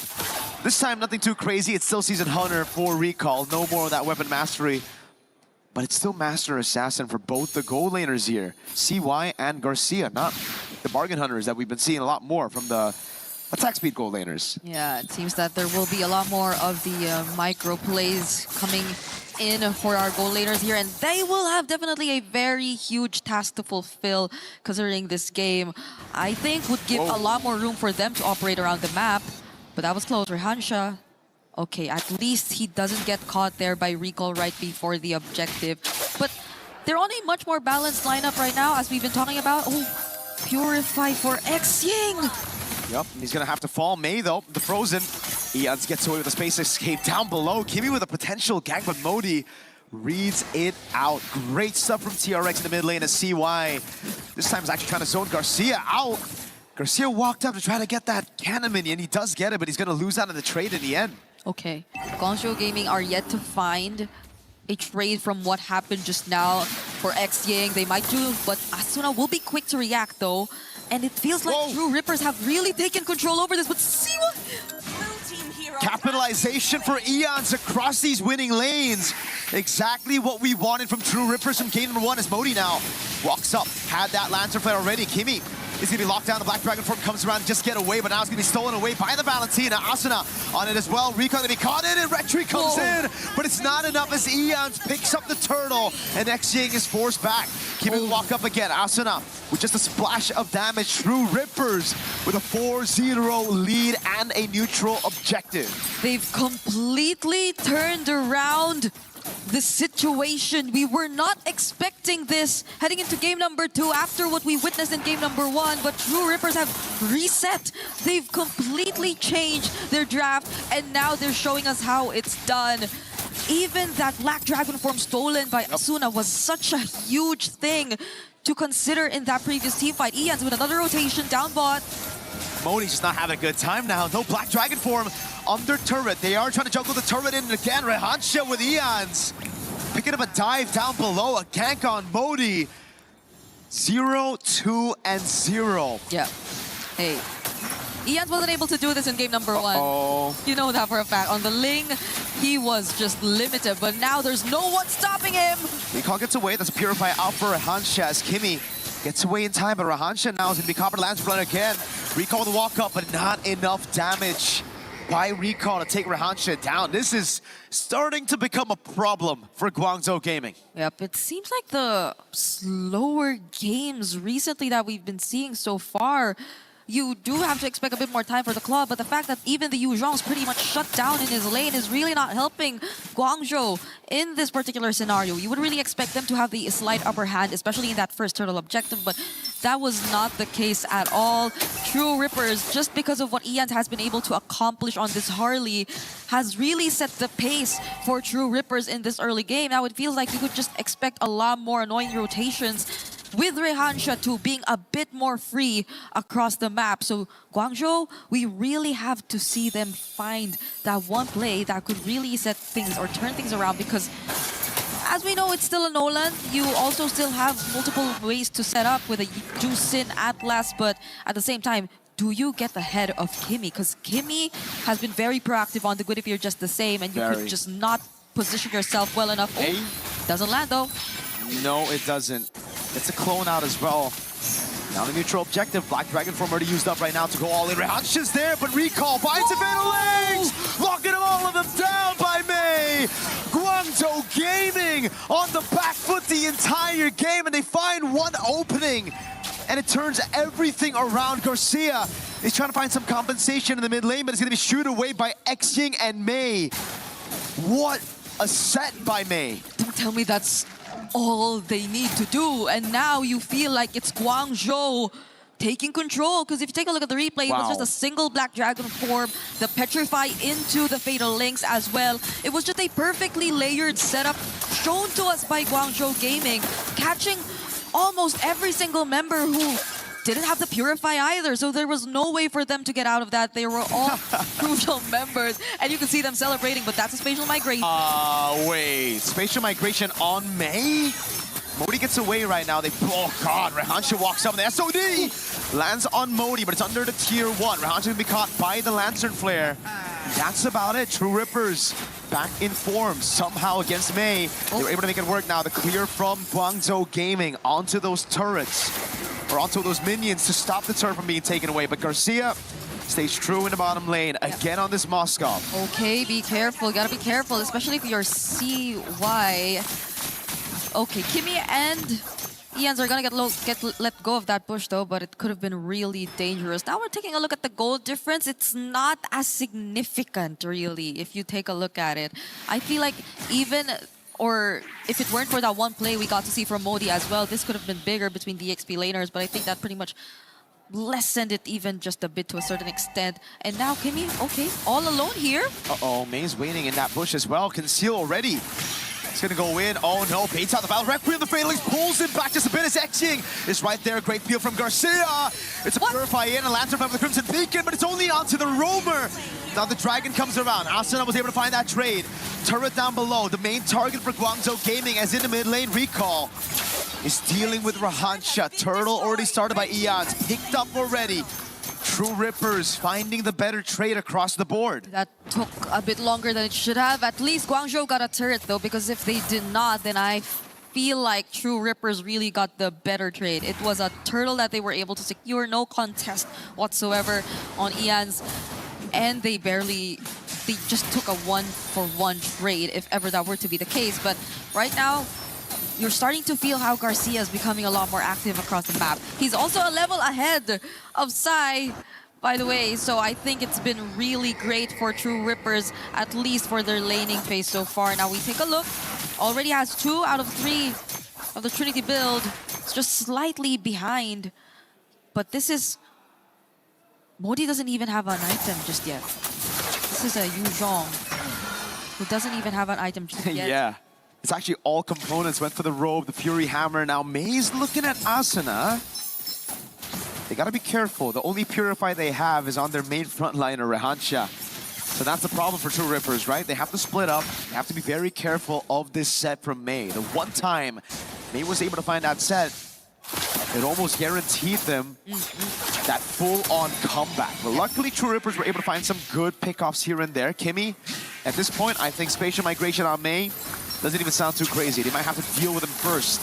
Yeah. Recall with good poke on Kimmy, and it's all about mid control as Garcia plays that far lane. Which is great, because I think they're splitting up their positionings a bit more. We see Kimmy really putting himself and trying to scout wherever Guangzhou Gaming could potentially come from, but just the same, seems like there seems to be a bit more reaction coming from their side. Garcia has had no trouble opening up the map. Nope. For True Rippers, they haven't been able to pay as much attention to their lanes, and that could be a potential problem for Guangzhou Gaming, especially now that we're looking at the first Lord spawning on the map. And it's the far lane who has been, or which has been really dealt with so far by True Rippers. Just look at Garcia. They have no idea he's doing this, but you know that he just has a really good grasp of what his job is at this point. He's feeling it. He knows exactly where he needs to be.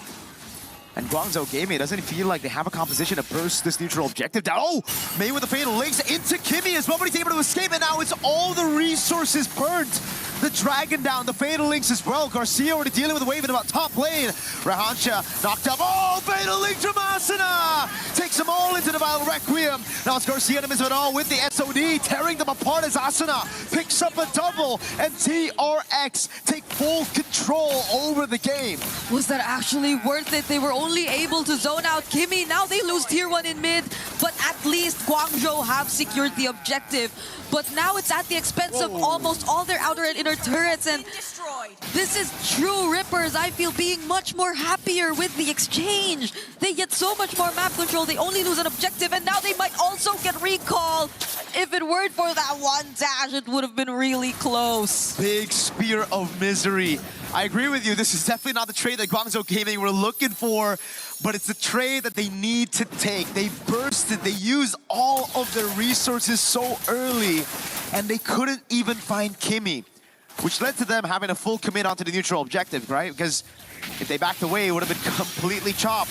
Spatial migration of the Vile Requiem now on May. Eon's with deadly magic. May is gone. Her Modi can't even find a Petrify. Eon's got away down the Blazing Red, doing nothing. CY taken low. Eon's taken out by Modi. But in the back line, it's the SOD. Garcia with a double, trying to get that triple.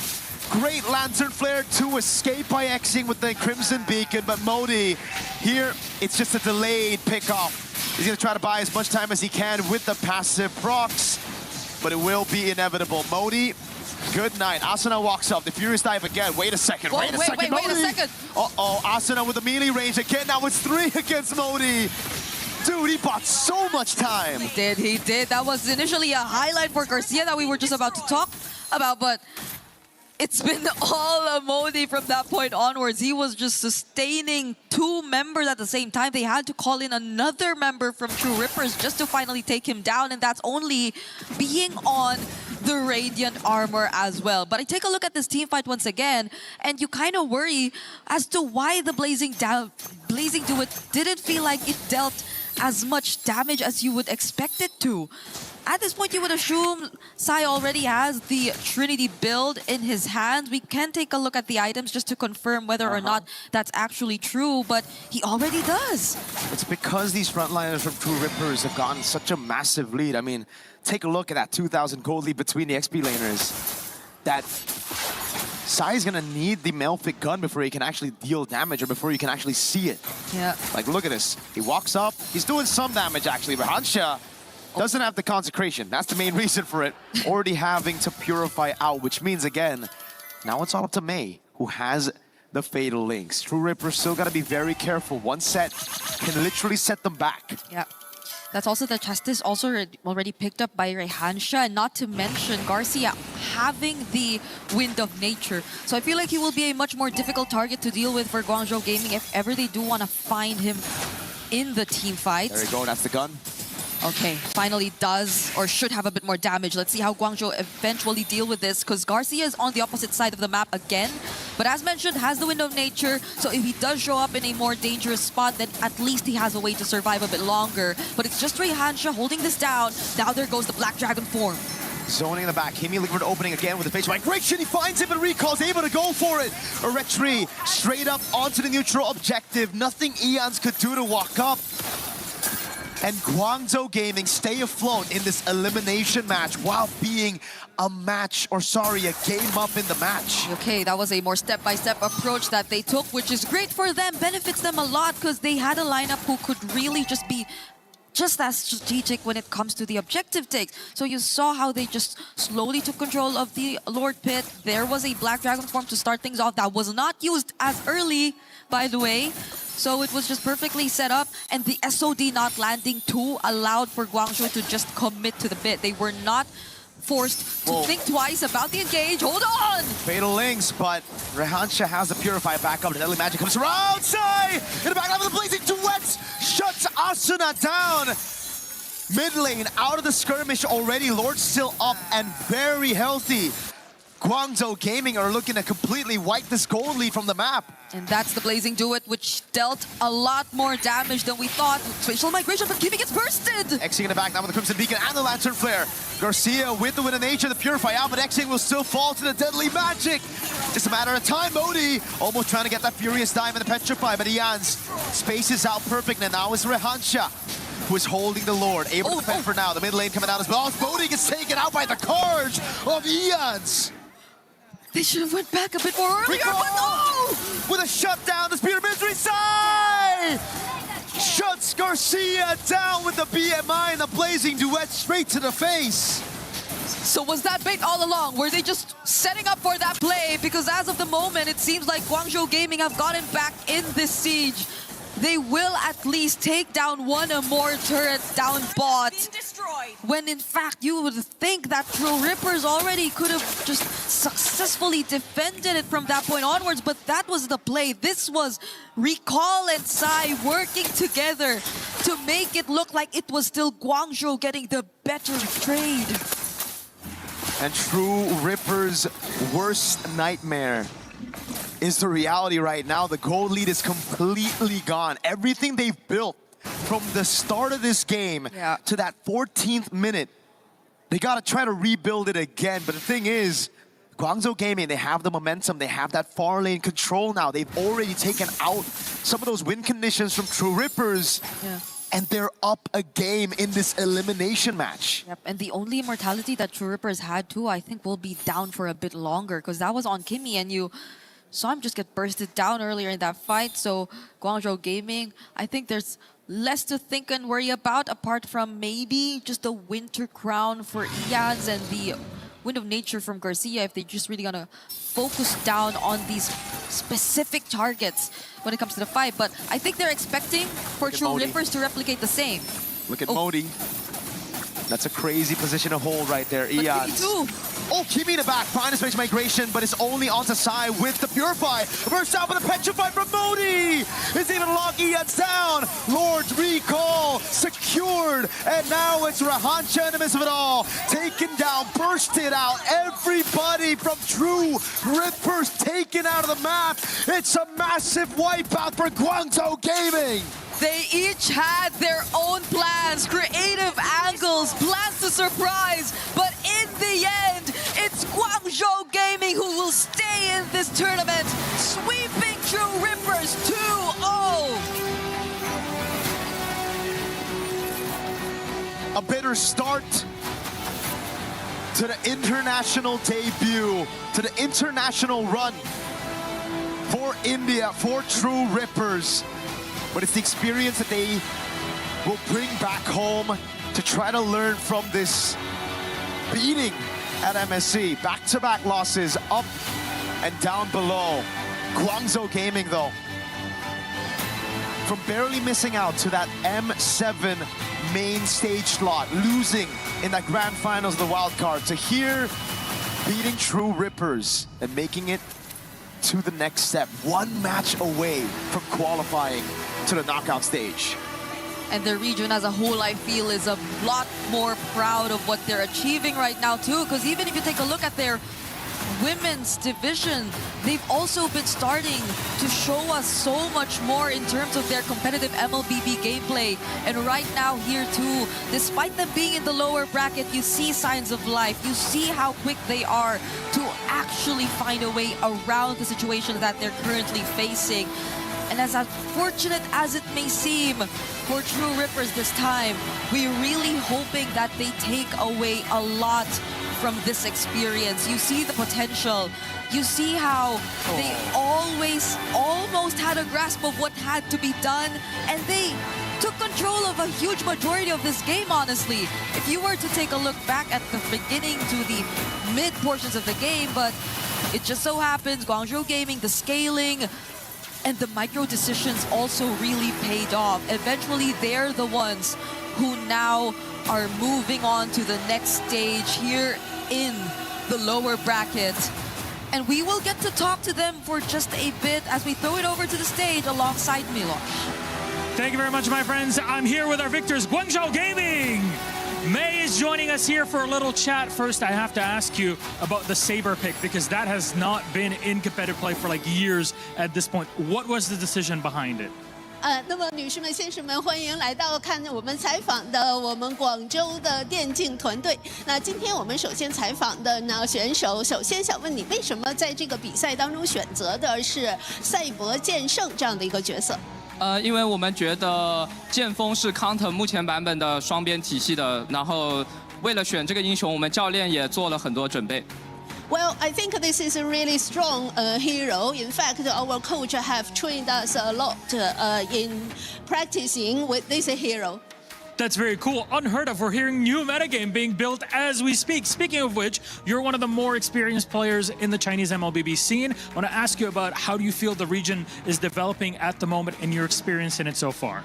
是的，非常棒的。那么我们呢，整个的这一个游戏项目在中国地区也是发展的非常蓬勃的。我们想要看一下您的意见，您觉得这个游戏在中国地区的发展如何呢？ 其实中国玩 MLBB 的人还是比较少的，但是对于中国电竞，我一直觉得中国电竞会很厉害，所以我们 MLBB 项目的中国选手也在不断变强。 Well, at the moment, there are not a lot of people playing MLBB in the Chinese region. However, we think there will be more and more people playing, and that's why we are getting stronger. And all of our players are practicing hard to make us to be a really strong team.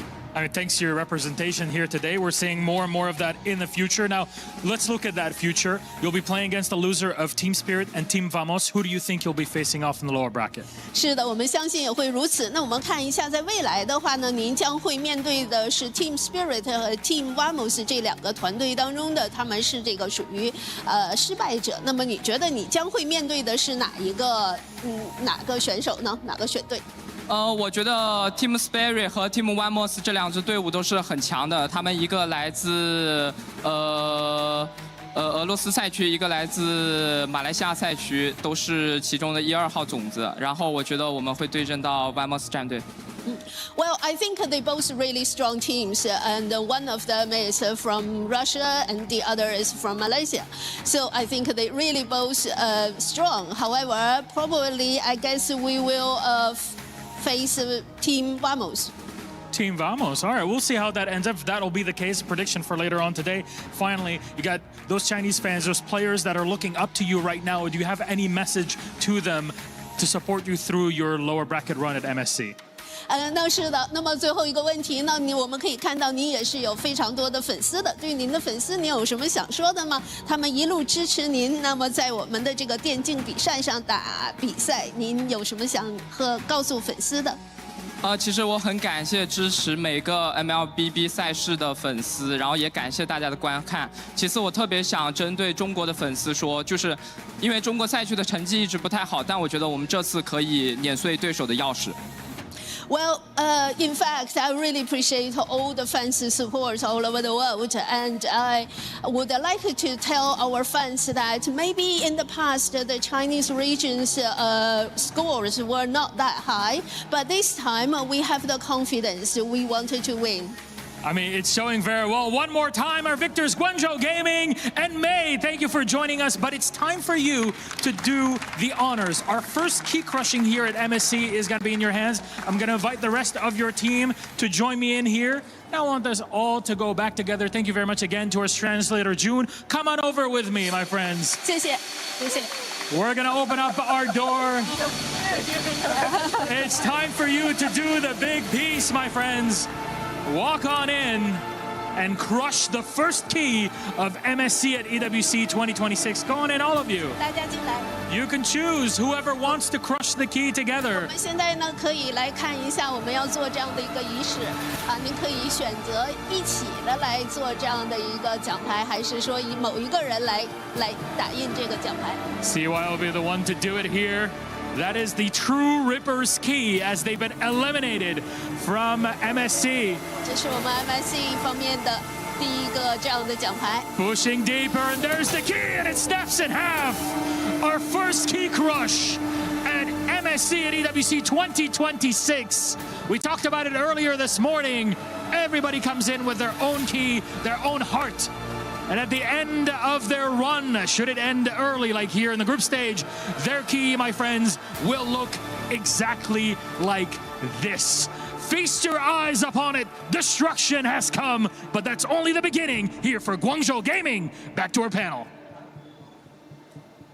Yes, it is only the beginning for China here at MSC, and with $65,000 guaranteed at this point, even if they lose against their upcoming matchup, they've got to be happy with what they've done so far. Welcome back to the panel. I'm Rain Day, joined by my boys. I'm back. You went 2-0. What else can you ask for? Yeah, that was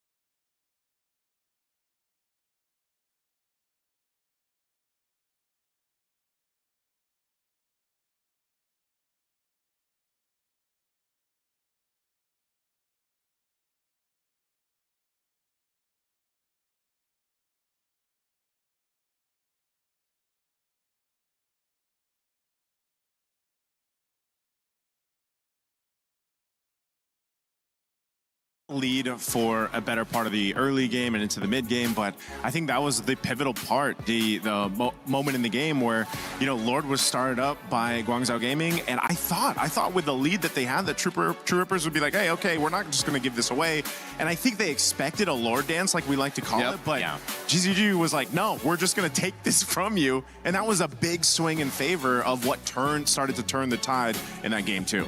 And if I may, this is kind of a Rome diff, but not because of the players, but because of the hero. Because Atlas basically does what Guinevere does, but much better.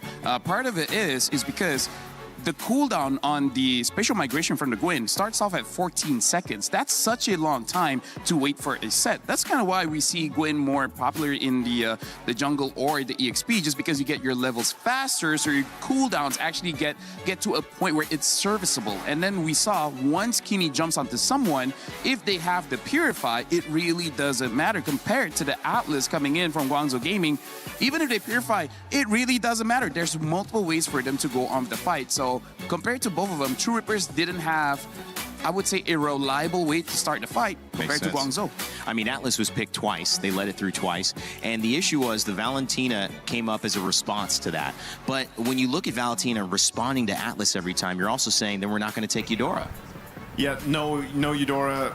Part of the play there through the draft, but I think also another part of that play that really worked out well, and we kind of wanted to see this because before that game, I think it was picked up once, was the Nolan You know, the Nolan, the burst damage packed into that hero is insane. You already saw how well that Recall waited for his moments. I mean, that's the big part of Nolan in general, but also a lot of assassin picks right now. Like, you really have to wait for your moment, and Recall did that for the most part of that towards that mid to late game, where then he was just bursting people down with that Nolan combo we've seen so much of. Well, it's a great showcase from GZG, and today's schedule should continue to give us some great games at MSC. We've got True Rippers going down, our first team to exit this tournament, to Guangzhou Gaming. Like I said, they've upped their prize pool to $65,000 as a result of that, and another $65,000 on the line for our upper bracket in Group A. Our first match, Team Vamos versus Team Spirit, coming up next. These two teams, juggernauts in their own right, representing EECA and obviously, I believe, Malaysia. And that is a great showcase of two teams who have been playing well, who have nothing really to fear as well, LaFell, because even if they lose, they still have another chance. And here's the thing, I feel like for all of us here, this is the match that's very difficult to call, because Team Spirit, we expected them to be strong, and they... That is what I was saying ki about the whole game, that is, ये वाला जो game था, like, these boys are performing in the biggest stage they have ever performed in their life. ये उनके लिए सबसे बड़ा मंच है. तो इस टाइप के स्टेज पे जब आके कोई बंदा परफॉर्म करता है for the first time, I repeat, for the first time, और आके भी इतना अच्छा फाइट दिया है, वो किसी से कम नहीं है.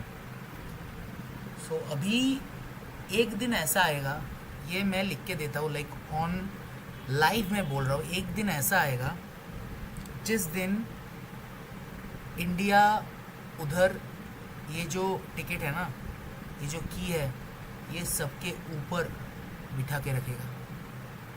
ये मैं बिलीव करता हूँ, और ये होगा भी. Like someday some team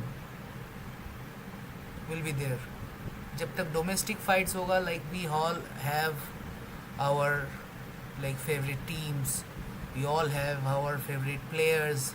बहुत सारे players है, बहुत सारे like अगर हम बात करें rosters है, squads है, बहुत सारे orgs है, जो like बहुत सारे हमारे जैसे जो normal human beings है, जो MOBA को like as if I talk about me, like मैं season 1 से खेल रहा हूँ, तो बहुत सारे orgs को मैं देखा हुआ आते जाते.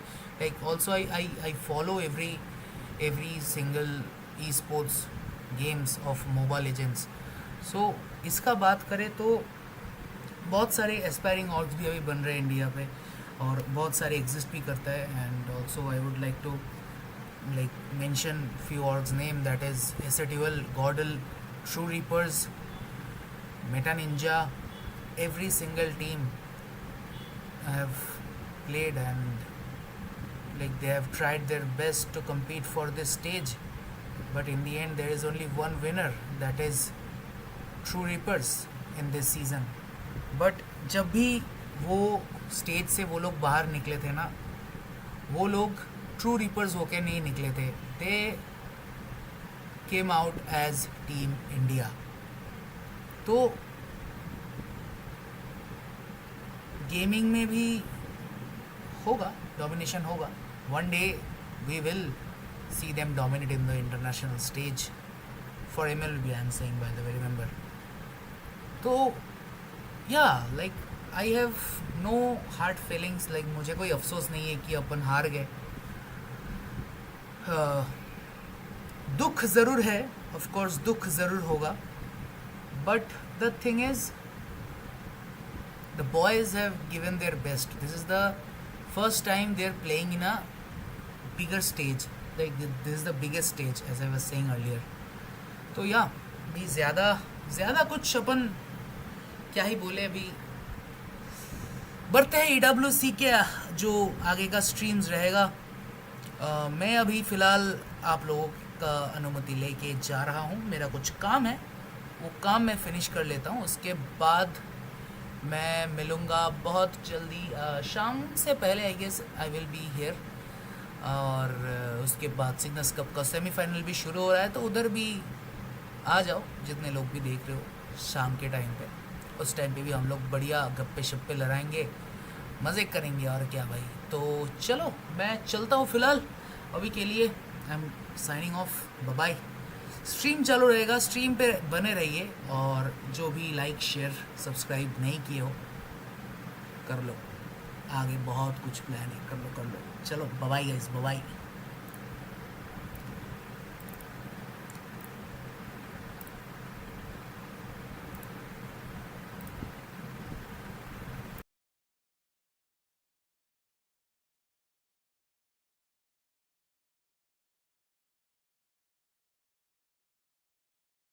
That's crazy.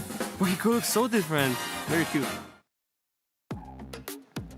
Who's that baby? Well, Hiko was actually the answer. Kid Bum was like, what? No way. I love the surprise there. I love that segment, too. We got to see more kid pics there on the broadcast. I love seeing it. Oh, rewind in time. I think a lot of those babies, when their parents were looking at them all cuddly, all cute. I have a 17-month-old daughter myself.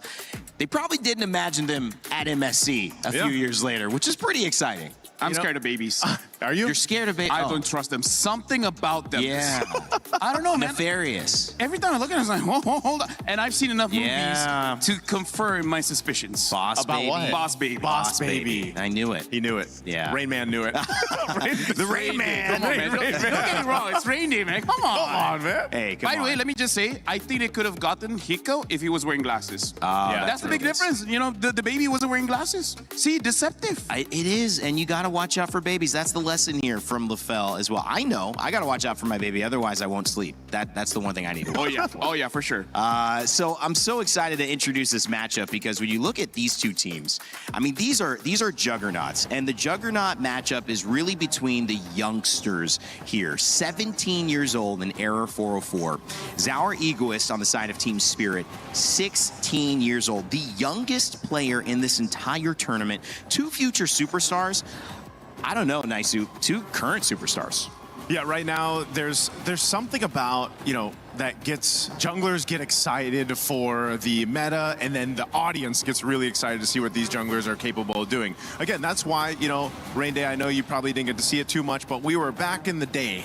We were in this utility meta, and it was very slow-paced, very tanky-based. But now you have all the flashy heroes coming up, and you get these young stars like this to go ahead and showcase that, and that's what people get excited to see. And it also works really well currently with that adaptability or that flexibility of what you can do in the draft with so many different styles of play when it comes to the draft. Can I just say, I don't even remember what I was doing when I was 16. I don't remember 16. It was that long ago. 16 is literally, I'm literally double his age. Wow. You're double his age. Double his age. Wow. Has that brought you double the experience? Double the wisdom? Oh, yeah, for sure. Actually, no, now I remember. I think at 16 is where I got my first friend. Wow. Because at 15, the first of many, because at 15, how did it take so long, man? Because 15, then I learned how to talk. Oh, okay. Yeah, I had 14 years where I didn't know how to talk. Autism, That's quite delayed. Wow. That's quite delayed. There's a lot I'm learning here, and the storylines continue as we look at Team Vamos's roster and start to dissect their journey. Arrow 404, the jungler, of course, but Zipat, Klakun, Zekeef, Natko all have their own individual stories to make up a team that many consider to be potential champions at MSC. Can they prove them right? Can they prove the doubters wrong? We'll find out because their journey, like many others here, really is wanting one to be ended with a championship.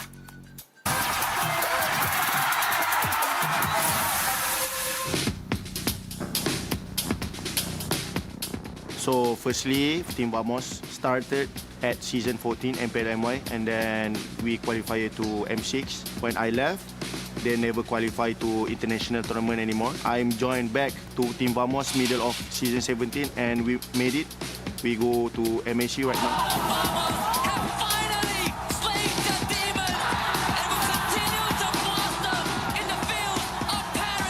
For season 17, Team Vamos is a last-minute roster, right? For me, I think going to EWC is a miracle. So when we qualify to MSC, I'm so happy and also proud for my team. We expect that Team Falcon Mana will be a strong team also because they make it to the main stage and we just focus on our strength. We will not underestimate them. We treat them like all other teams and we will give our best. Just keep improving in our practice. Yeah, bring a new meta. SRG always get the podium, right? In top 3 in every tournament. Number 2 of Malaysian team need to step up to become like them. If we doesn't have SRG, then Malaysia is like nothing, right? Keep improving and keep climbing slowly. Just prove them that we can be a strong contender in this tournament. In the grand final of MPLM Boys Season 17, we are losing to SRG 4-0, and that time Aero 404 was crying. I feel disappointed with myself because I think I can do much more better.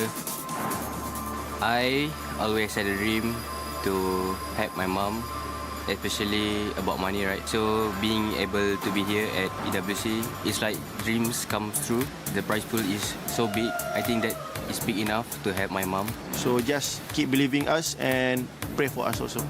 Love you.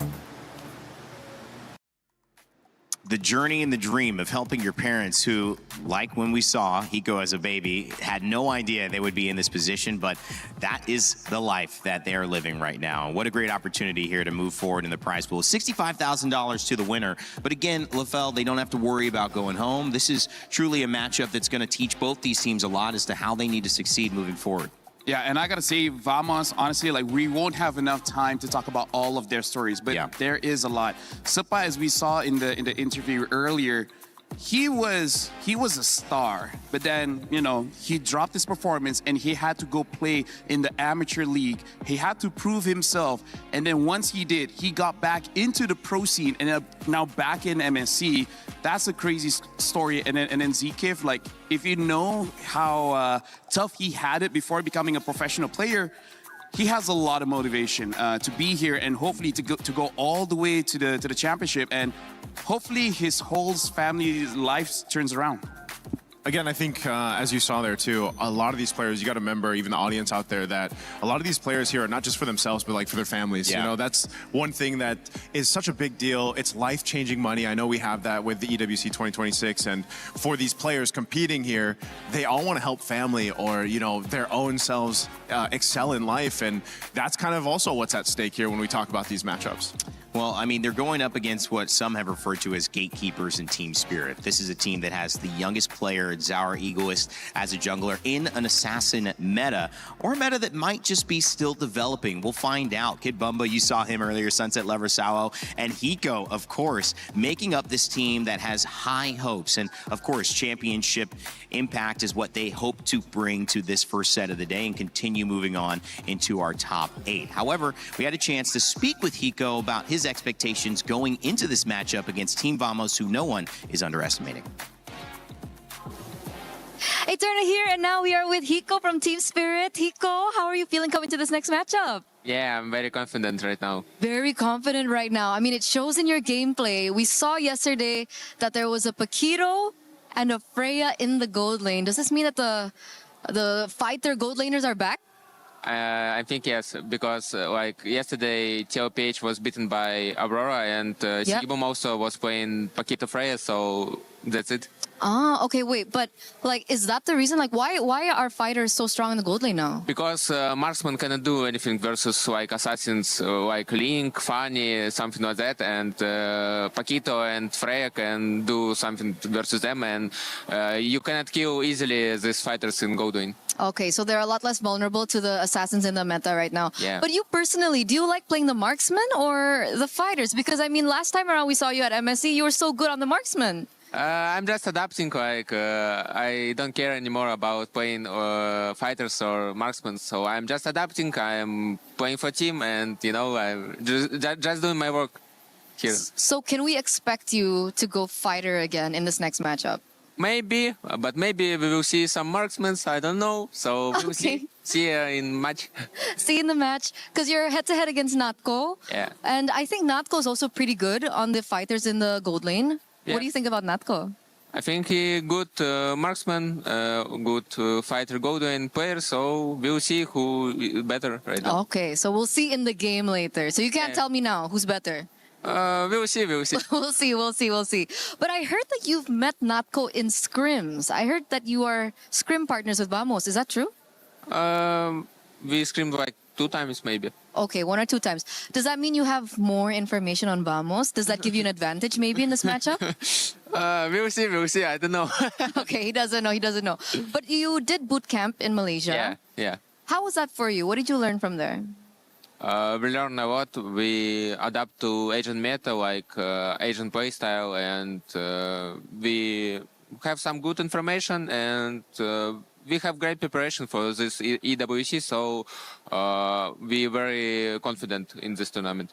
What do you think will be your main challenge against Vamos? To play discipline. To play discipline? Yeah. Okay, so you think that that's a problem for your team?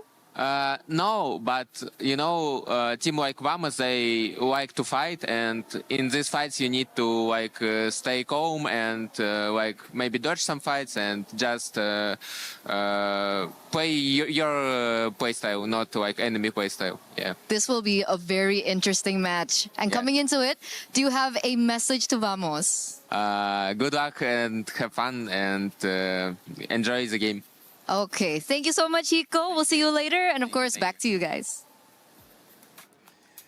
I don't know, man. Good luck, have fun, enjoy the game. Feels like that could be like start of a horror movie right there against the Ego.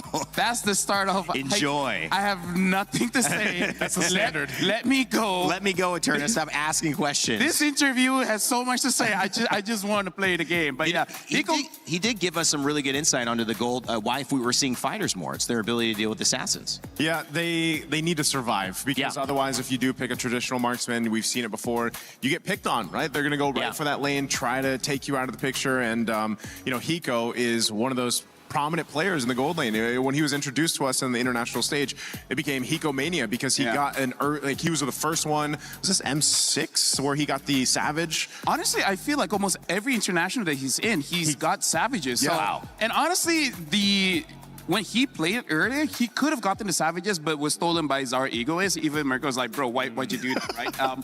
But he's Czar, Egoist. Czar. He's like, like, here's the thing. Egoist, you know? We even saw yesterday in the Onyx matchup against 57 how Doom was using the Claude. Bro, you could not do anything as a Claude going up against Auroras and the like. So yeah, I feel like in this matchup, getting a marksman is going to be rare, except for Moskov. Except I feel for like Moskov. you can protect yourself. Well, he's got that pushback, right, on the second ability, and I think that helps to clear out maybe an assassin that's jumping at you. We asked you to get your pick'ems in. You got them in. 83% for Team Spirit. That is lopsided. Team Vamos. Lafel, are you surprised by this or pretty expected the way you think this matchup's going to go?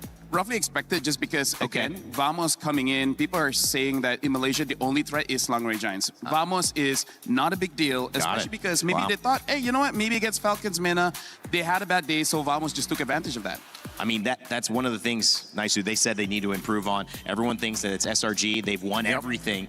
Can they make that moment now? I think they have to. A lot of people just put SRG, like Lafel mentioned, as that big threat. Well, this is a chance, an opportunity for Team Vamos to take down who a lot of people put in the top 5, you know, power rankings of Team Spirit there. Yeah. They've been amazing.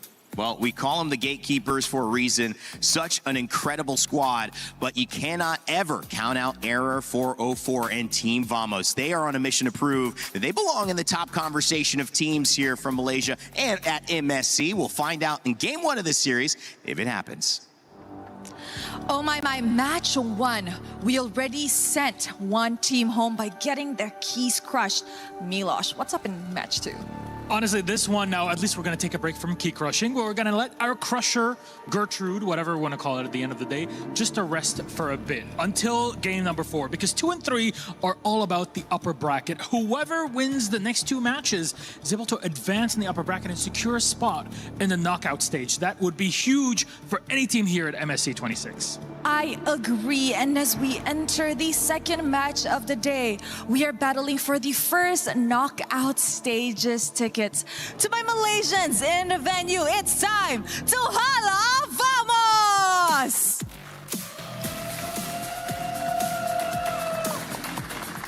Back in M6, their journey got cut short by Team Spirit. And as they meet their former foes once again, can Team Vamos settle the score across the boards and make Malaysians proud by getting that first ticket? Well, they're going to have a tough time because their opponents are Team Spirit! The Prodigy Czars showed off his skills on day 1 of groups, clearing Ignite Gaming as planned for and even expected. Today, the opportunity to advance to knockouts arises. Can they seize the moment against a tough opponent? And you know what, Milosh? I think that in the Land of Dawn, this will be a battle of the junglers. We have Error 404 and Zar Egoist, both the prodigies. I can't believe it. This is the head-to-head that we've been looking for, and you're only getting this here at the MSC 26 group stage. So please, gentlemen, Team Spirit, please go ahead. My friends, Team Vamos, place your keys. Captains, remember to shake hands. Let's keep it clean for this one because there's a lot on the line. I know there's a lot of respect, but still, there it is. Respect between both of our teams and our captains. Who can advance to the knockout stage? Our first one is up on the board. We'll send it back to our panel to get us ready. Thank you so much, Rose and Milosh, as we take a look at Team Vamos and Team Spirit. Two teams with a lot to prove and starting their journey here. Hopefully one moving on into the playoffs, one still having a chance, even if they lose. So maybe a little bit of lighter, maybe a little bit more learning as a feeling here going on, LaFell. It's just you still want to show up for your region, for your team, for your organization, and for yourself. Those bigger stories we talked about. And of course, if you are joining us, I want to remind you that there is a new interactive effect. Happy Rhino Day, brand new in shop. Make sure to check it out. Get those interactive effects. Those look cool. Rhino Day. Rhino Day. It's close. Rhino Man, Rain Man? Rhino Man, Day, Rain Man. That can work. It's something. It's close. Although I do have to say, we talked a little bit about the jungle matchup, but when we're talking about Team Spirit, the laners, man, Hiko as well as Kit Bomba, has showed up every single international. Like, I gotta say, like most EXP laners as well as gold laners, they've been quite vocal by saying it's very difficult to go up against them. And even though Kit Bomba, in the interview, he's already said, is not thinking about winning the lane anymore. He's really thinking about how he gets out of the lane and actually help out his team. So that's something that we have to see, because so far for Vamos, the clear standout is Error 404. Yeah. When we're looking at Team Spirit, if somehow Zara Egoist doesn't have a good time, we still got Hiko, we still got Kid Bomba. So that's something that we can say that, at least for Team Spirit, there's multiple win conditions. We are talking about Vamos too, and multiple win conditions. Would you consider Natco a win condition as well, especially in a meta where he's got some EXP, right? He's been an EXP laner before, now in the gold lane, but having a chance to play a fighter in a gold lane means these are pretty familiar heroes for his pool. Honestly, I hope so. I hope so, because they won the opener match. They went up against Falcon's Mena, and his Claude was okay in the gold lane, in the lane itself, but once you get into the team fights, he gets kicked by the Cho. He gets bursted by the jungler, right? So we saw that Natco didn't have that much of an impact, but like Hiko said, it's so hard to survive as a marksman. So I hope they do adjust. I want to see what kind of fighters that he can bring out here. And that's why also Hiko mentioned that, you know, when it gets to it, you got to stay calm and collected. You got to keep that discipline when it comes to the team fights, because, you know, those gold laners have been through this now for seasons on seasons and tournaments on tournaments. They dealt with that pressure, and yeah, fighter just kind of helps alleviate some of that pressure, I feel like, for a lot of them, and that's why they kind of opt for that. But you can already see too, the Paquito is going to be banned out by Vamos here. Now for Coach Coldstar and the rest of Team Spirit here, we'll see what they're deciding to lean towards, because now that's the case with the meta, because before it was almost so standard that you'd be like, all right, this first pick on blue side, here comes right away the first swing on the red. But now it's like, what does the team want to play around? What is that personality or that composition that they're going to bring to the table? And that's why when LaFell mentioned it earlier, there's just so many different approaches you can take to the draft that it's not as easy to call off those first picks, other than the fact that, yes, you might have an Atlas come through if it's open, a Eudora, the Ling obviously still contested, Herrera hasn't been banned out yet, so that could pop up here in game one. Well, the Esmeralda, the Paquito banned out. Atlas, I think that's a smart ban, as well as the Fanny. Atlas taken 2 games in a row by Guangzhou Gaming and 2 wins for them. I haven't seen some of our teams who have made it into this upper bracket give up Atlas as easily. But notably here, the Era 404 Zhao Egoist matchup still possible for a Herrera and a Ling for either side. The thing is, Team Spirit, I feel like the question right now is, do they ban out the Eudora? Because I feel like for Vamos, considering, like you said, Ling and Herrera both are open, and I feel like for Era 404, he doesn't matter which he's going to get. So I think there it is. That's quite a risk, taking out the Eudora. So this might be a more what you call a more predictable kind of draft, but instead Vamos picks up the Freya because again, Ling and Herrera both are open. So it's kind of like, you take whatever you want, I'm okay with both. And the thing about Air 4-4 is he might not even consider either, right? Because he already showed the Guinevere and it was pretty good. So we'll see whether he will default to that again or just like, you know what, let's fight fire. You pick up the Ling, I'm gonna pick up Herrera. How do you feel about the Phoveus? Nice, just I think it's good so far. Yeah, I think you need to go ahead and grab that just because again, you know that there's going to be a lot of chances for you to go ahead and utilize your Infernal Pursuit or just again, Phoveus is he's a bulwark from the beginning of the game all the way towards the end. And he's going to have to deal with the dashes. And this is one thing, too. You know that potentially if you guys are planning to take the Ling, that Hirara is going to go on the other side. So then, again, you're utilizing Phoveus to, like, max capacity here. And over here, I got to say, Clockwood is going to play a pivotal role because he picked up the Zushin, which is a good way to deal with the Phoveus, but they got to make sure that they have enough shred. For now, they don't really have that shred just yet, especially because right now for Vamos, it looks like they're opening up an opportunity for them to go for double fighters. The problem is they really don't have a lot of range. They already locked in the Zushin as well as the Hirara. So kind of like Aurora, they got to win basically immediately so that it doesn't really matter. But I like that they're opening up a chance for potentially something like a carry, something like a Moskov to be able to deal with this kind of composition against Team Spirit, which now they have the Valentina. A lot of picks for the Valentina, by the way, here in MSC, but not all of them really worked out that well. Yeah, it was tough for Asuna and True Rippers last game. Valentina waiting for that Atlas Fatal Links, but just could not really pull it off. Didn't find the right moment to get in. Barat spanned out, which we've seen come into the meta as well. Naisu. Yeah, it's been interesting to see Barat's growing in the XP lane. You know, it's just, we're so used to before seeing him in the jungle, and then it was actually Kid Bomba that brought him first to the XP lane, and you know, they're going to be the one to go ahead and ban that out just because, again, they already have their XP laner locked in.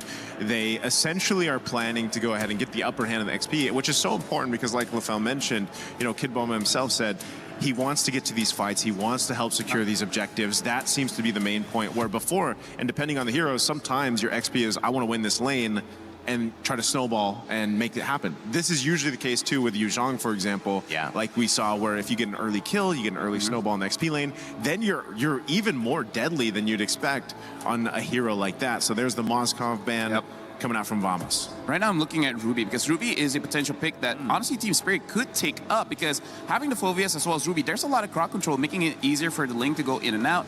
But Vamos are already banning out the Moskov because looking at the trend here in Naisu, honestly there is a chance for both teams to have marksmen in this game. Beleric still available as well. Jerome been picked up and highly prioritized. The answer to the Ling or to the Herrera. It feels like if either one of those get off, who do you think feels right now has a better answer? What do they need to do, I guess, if you're looking at Vamos to have an answer for what this Ling is going to bring on the side of Zauer Egoist? For Vamos, I feel like they got to pick up an Alice. If they want to play double fighters, pick up an Alice to deal with the Phoveus and basically everyone from Team Spirit. Because right now, they do have the Valentina. It's a mid-range mage. He should have a lot of impact there. They're most likely, I'm expecting Team Spirit to go ahead and take the Belric here. I can't see what else they would want to plant into the Roam, just because, again, Belric's going to be banned out, so they don't get it. That's good. So now, that leaves the question, what do you pick up in the Roam here? You still want to go ahead and wait for your gold lane too, or do you pick it up now? That's something they can play around. Something that Vamos has used before against Falcons meta was that Minotaur. So maybe that could also potentially be an answer in case they want to go for a lot of bursts. Then the Minotaur with the Flask of the Oasis is able to help them out, survive that initial burst damage, and then eventually just win out. Because looking at the Freya, the Zushin, as well as the Herrera, this is telling me in a prolonged fight, we will win. Yeah, this is why it's such a big decision here right now for Team Spirit. If they want to go ahead and show their cards in the Roam. The shields that are going to come through too, I mean, that'll help extend the fight if you're Team Vamos, but it's also just the amount of... They take it away. Sustain. They take it away. This is a really good call here, Lefel, too, that you get that. Because think about it, the Minotaur with the Jushin that paired up, that amount of crowd control that comes with that is a whole lot to try to burst through, especially if you're a Ling and you're trying to, find that right window of opportunity to jump in, Tempest Blades, get the damage off. So really good to lock that in. And we wait to see what Hiko's going to end up playing in that gold lane. And so now these last two picks for Team Vamos. I feel like Alice would be a pretty good answer going up against Team Spirit for now. And then in terms of the Roam pick, I think HO could still be serviceable. It is difficult because there is a Phoveus, but they need someone to slow the engage coming in because the Zushin can pull the Minotaur in. If you want to... Oh, they pick up the Melissa. Wow. Melissa as well as the Hylos here. So this is very interesting. They're just saying, in case he goes to the late game, we'll be able to do well. And the Melissa pick really is just to win the lane. Yeah. However, interesting enough, Natco before this did not use the Inspire, used the Flicker. I wonder if he will still stick the same style.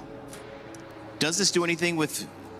I don't know. This is me asking. I guess we see the Claude, so there's no longer any mystery to my question. But Melissa, in this kind of like bruiser heavy, you know, approach where there's a lot of CC and stun, does she help to peel that a little bit? Yeah, honestly, she does. The go away helps a lot when it comes to dealing with picks like the Phoveus. Against the Ling, maybe not, because I feel like the Ling's range still gets into Melissa, and then 2 or 3 hits, she's gonna die. But I feel like part of the reason they picked this up is to deal with the Phoveus, because the first 3 picks, they don't have an answer for the Phoveus. The Hylos as well as Melissa does. They do have the range damage now as well. 2 undefeated teams so far in their first series, now looking to stay undefeated or see if they will drop out to face the eliminated team, or at least the team in the lower bracket side, Guangzhou Gaming. We'll find out in just a moment as we kick off our Series 2 of the day, Game 1 versus Team Vamos and Team Spirit.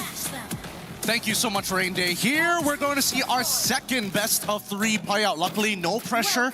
None of their keys are going to get destroyed, but truly, looking for that qualification spot has put enough of a spotlight on both of our teams here today. It's going to be Vamos on the blue side facing up against Team Spirit. For anyone just tuning in, welcome. Hey, even though there's no pressure of being eliminated, that qualification spot being the first one to knockouts, that's going to be massive for them as they get to watch everybody else with no pressure, having all the prep time in the world to make it to the knockout stage. Now, let's talk a little bit about this matchup, Gideon. The Melissa pickup there for Vamos, and I'd say really good move by Spirit. Just holding out for Hiko's pick all the way to the end. The Claude is a known counter against this Melissa. Another thing you guys need to know, though, is the Flicker choice, not the Inspire for the Melissa. With the new Melissa, you go for pull yourself together, you rack up those assists, and you get the cooldown on Flicker very quickly up.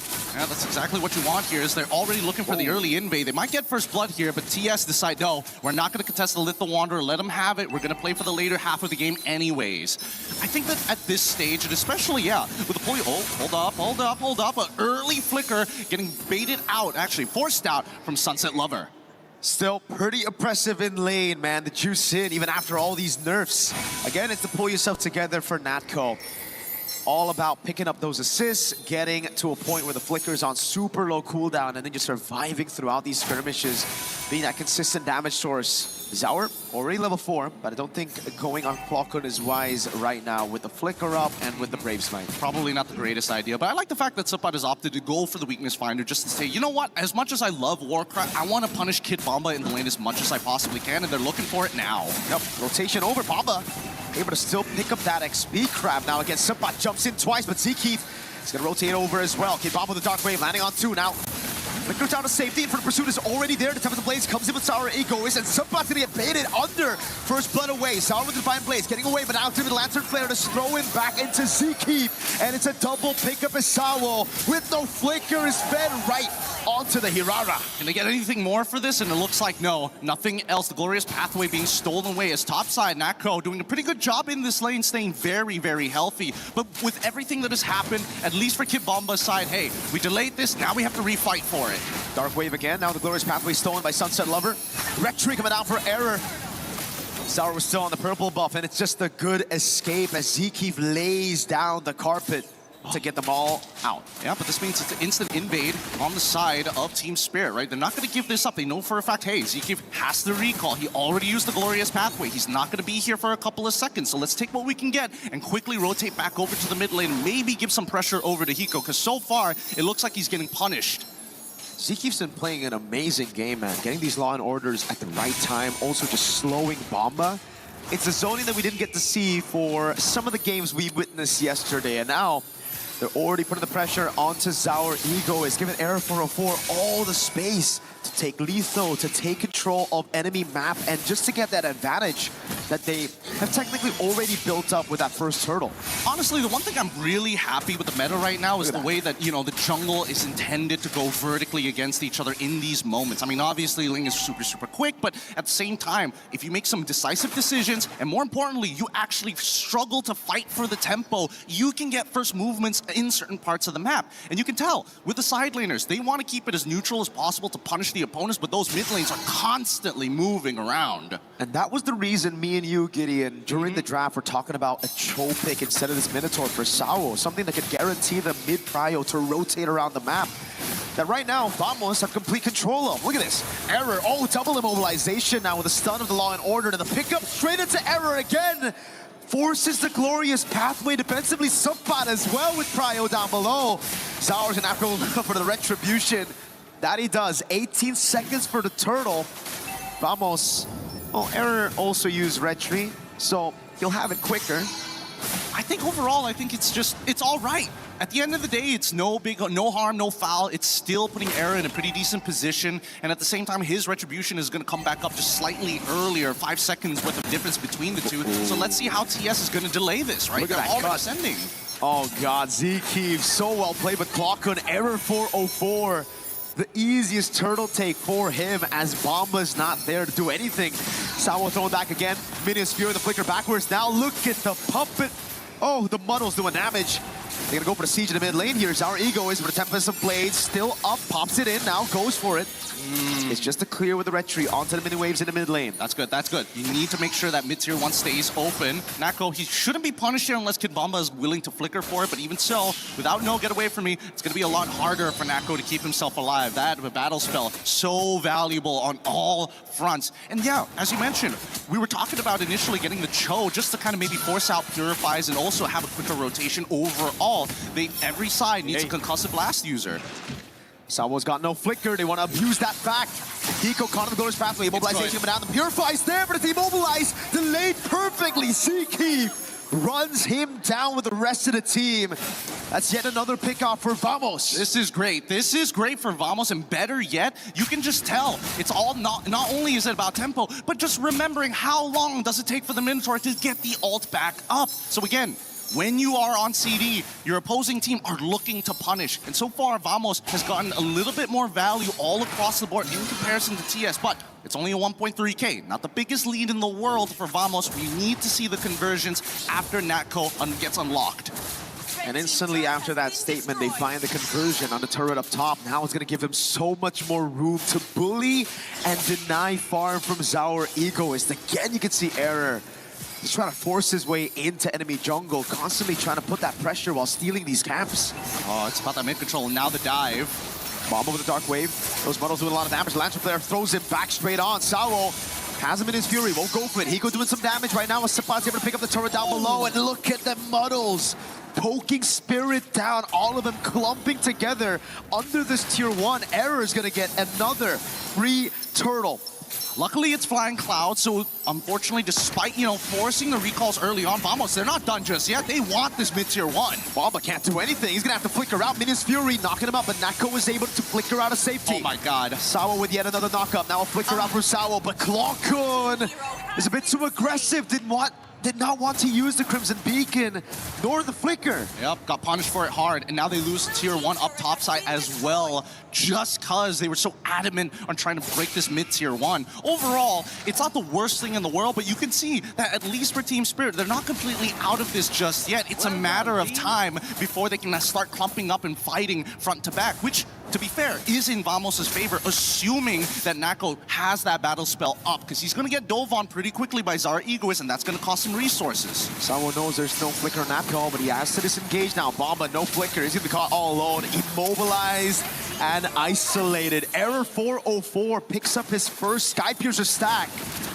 Wants a bit more, just a bit of poke onto Sunset Lover. They've got 2 tier 1s, top and bot side. They need to get this conversion soon, or at the very least, try and take away that purple buff, which has been a big contestation for the early stages of the game. Luckily for Zaur Egoist, he's more than willing to actually use his retribution to secure it every single time, and now he's got a level above Arrow 4-4.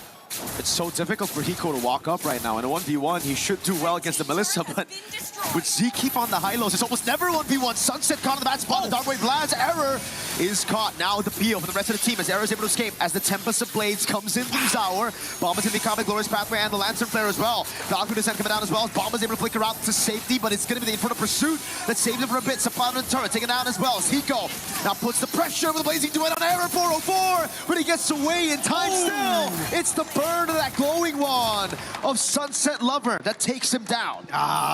Good punish, good punish. It should have been a 1-for-1 there. Bit of an overextension so far, but it's not over because so far Nako has been playing one hell of a game. Even when the frontliners start to peel backwards, they don't necessarily escape the danger. And with the get away from me, that's a clear sign we can't go any further than this line.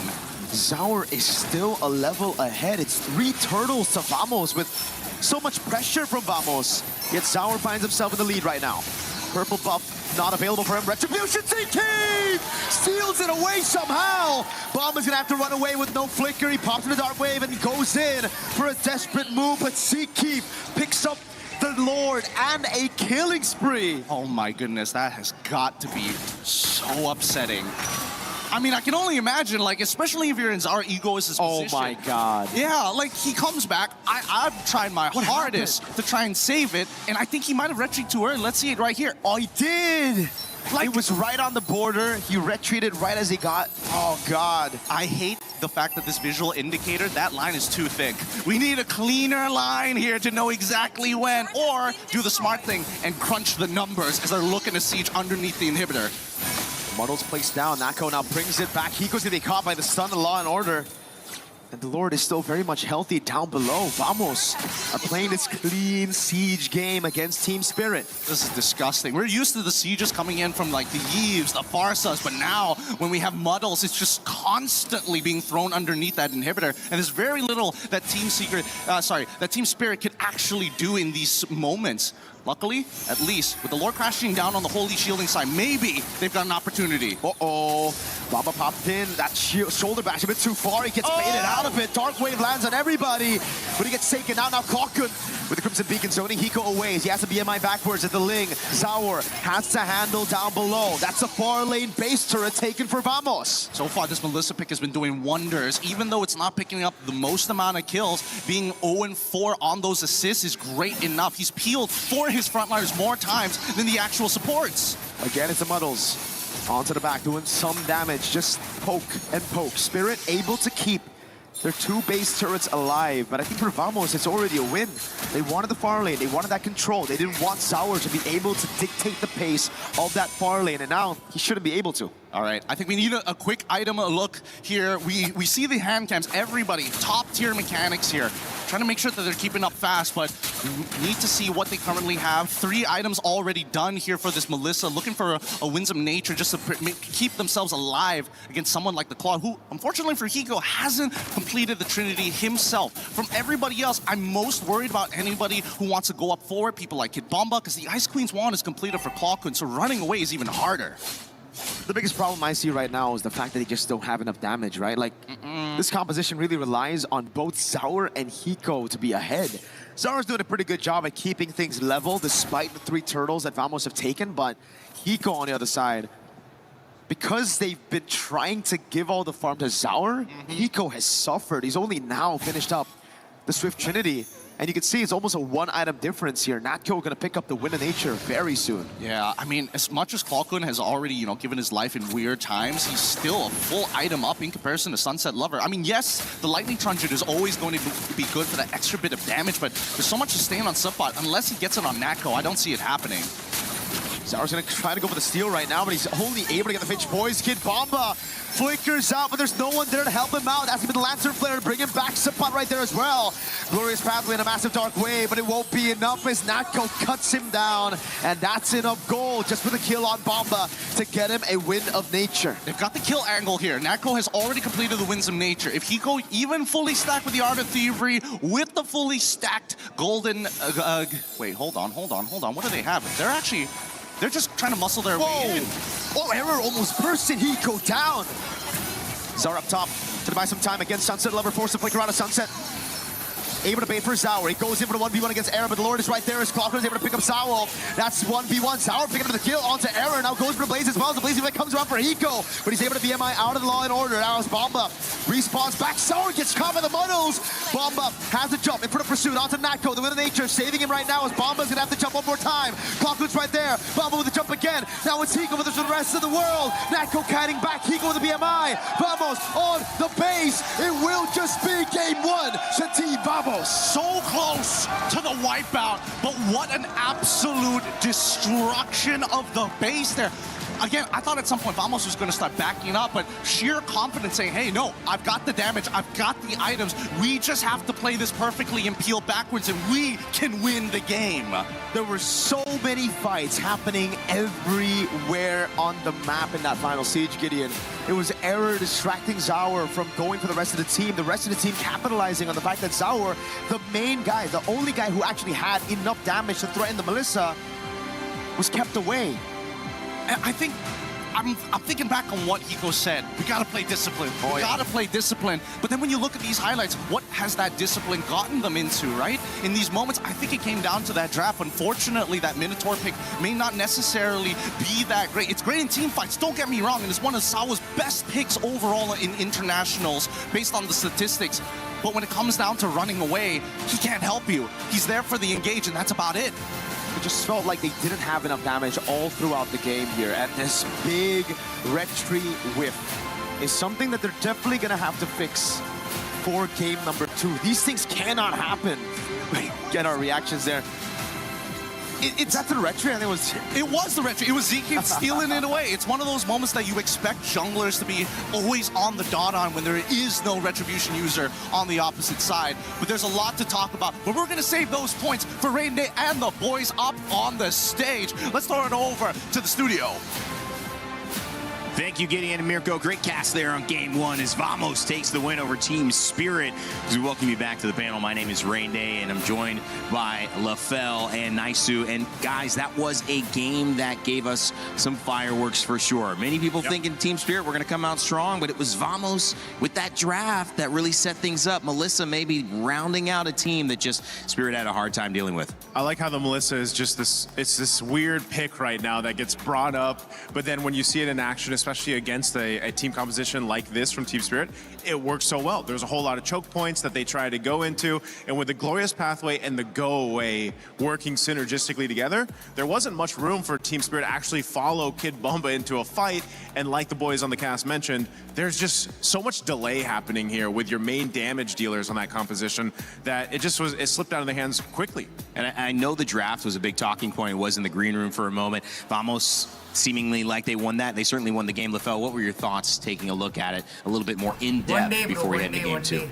I mean, look, first of all, Vamos winning is already like quite the surprise, but it's about how they won, because Vamos was known as a team that's like a hurricane, right? They just come in with a lot of chaos, and yet over here, there's a lot of control, and that's where we're going to be seeing in the draft here, where, interestingly enough, we got to talk about this Melissa pick, because usually when we're looking at the gold lane, is usually position 1, but this is not a position 1 gold lane. It's almost like either 2 or 3 or 4, because this is the closest that we can get to a support marksman that we can really see, because not only is her job to protect, which is already pretty weird, but also to siege, because that's the thing that is lacking from Vamos, which is they don't have range, right? So that Melissa helps out a lot, where the rest of them, they just want to be there to protect. And then when we look at Team Spirit, this is the unfortunate thing, because the one that was heavily countered was both the Minotaur as well as the Phobius. And funny enough, they're countered by the same pick, which is the Zushin. And this is one of those picks that, like you, Randy, has said, Zushin has been banned out quite a lot. The moment that she's not banned out, we see the value here, because the Minotaur is good at engaging, but he likes to engage when he wants to engage, not when he's forced in that bad situation. And now we're going to be looking at some of the clips. Oh, hold on, one more thing is that he has low HP. He has low HP, making it so that if he gets caught, he's dying. That's why the Minotaur didn't look good in the early stage of the game. And this is where I really want to look at the pick here for Natko, using this Melissa, where we're going to be seeing an engage coming in from Team Spirit. And then look at what happened here, right? Huge. As we look closer, we can see that the Melissa using the go away, making it so that whoever tries to get in close, she'll be able to push people away. In fact, let's actually zoom in and see that for Team Vamos, once they see the ult going, everyone tries to go in. We even see Clockwood making his way towards the go-away. We see the Arrow 404 run towards the go-away, making it a perfect defense, right? This makes it so that for Team Spirit, they want to do something. They just can't. They were stopped short. And then we're going to be looking at the second clip here. And this is, I would say, an important thing to look at as well. Look at the positioning of Team Vamos, but more importantly, look at Kit Bomba. Kit Bomba will always be the sole target as we see him hovering around, trying to find some form of space, and yet Vamos just quickly engage. Look at ZK being the primary one, even though Kit Bomba flickered. Usually after flicker, you'd be safe, but look at the relentless pursuit. He was singled out, and the reason why this is so annoying for Team Spirit is, where's the front line, right? Once your wall is out of the picture, no one is there to protect you. When there's no protection, none of your damage dealers really can move forward. So right now, honestly, what Vamos did well is eliminate the Minotaur and eliminate the Phobias. When there's no protection, everyone's dying. And it's one thing to have a good idea in a draft. It's one thing to execute it. And they clearly saw those moments where they could take advantage of Kate Bomba and find a kill and then open up the rest of the game, finish off that Lord. It was a dominant performance from Vamos. It was a great draft. It was a great game. And one of the reasons why was that Melissa that went on to Natco at the end. We had a chance to actually catch up with the gold laner before this match. We're now here with Natko from Team Vamos. Hello. Natko, Yeah. how are you? Apa kabar? I'm very excited Very excited. Why are you so excited? because after we win this match, we're going to play off. So Okay, you're going to the knockout stages. What does it mean to you that you get to go to knockouts? that's our Goal? Yeah, that's our goal. for Okay, now. so that's your goal right now. But on the way there, you're going to have to go through a very strong team, Team Spirit. Yeah. And I heard that you guys have scrimmed together a few times. Is that a few true? times, yeah. So is that something that you can, use in this next match? It could be, yeah. So Okay. let's see. Is there any insider info that we should know about Team Spirit? They're very strong at, I don't know, maybe at team fight. Yeah, they're very strong at team fight. Team fights. How do the scrims usually go? Do you usually win? Do you lose? Sometimes we win, sometimes we lose. Ah, okay. So 50-50. 50-50. 50-50. In this next match, how do you think the game's going to go? What next match? Against Team Spirit. Against Team Spirit. I think we can maybe win, but Ah, maybe it's okay. close win. So that's going to be an exciting match, isn't it? Especially that you're going head-to-head in the gold lane against Hiko. Hiko. Is that? What do you think about Hiko? Hiko, I think he's a great player also because he can use fighters, he can use marksmen, so it's gonna be a good fight lah. What do you personally like? Do you like the assassins or do you like the fighters in the gold lane? I prefer the gold lane fighter lah. Fighters? Why fighters? Because fighters usually I don't know, maybe the team fight will be very strong at fighters. Okay, so the team fights are going to be strong with fighters. But we saw yesterday that you picked up a Melissa. Melissa, yeah. Why did you pick the Melissa there? Yeah, we train with Melissa, and then I think Melissa also good against melee heroes. Okay. That's our strategy. Yeah. So that's one of the reasons why you picked up the Melissa. Is Melissa good against the assassins as well? The assassins, yes. Okay, so it's one of the choices that you have when you want to go marksman. That's right. Do we think that we'll see another Melissa? Let's see. Let's see. Yeah. But compared to you and Hiko, who do you think is the better gold laner? I think we both have the same gameplay. So I think 50-50 lah. 50-50. So it's all gonna come back down to this next match. Yeah, that's right. So do you have a message maybe for Team Spirit or maybe even for Hiko? For Hiko, I don't know, maybe let's give the best gameplay. Okay. Laning maybe. We're excited. We're excited for that laning. Thank you so much, Natko, Okay, for this thank you. interview. We're going back to you guys. Bye. Well, just polite trash talk. I mean, another thank you, good luck. They're struggling now. You're an amazing player. It's just, we love to see it. MLBB staying positive. Now, we get Vamos and Team Spirit in game one. It's the 13-41, guys. Vamos takes the win. That Melissa does come out as expected, Naisu. Yeah, it's, you know, not many players. It's been not go to bring it out, make it work. And I like the way LaFell pointed it. He was like, you know, this is, hey, there's the good shot, by the way, for the caster desk. I need to see that move again. They were see that in the feeling green room.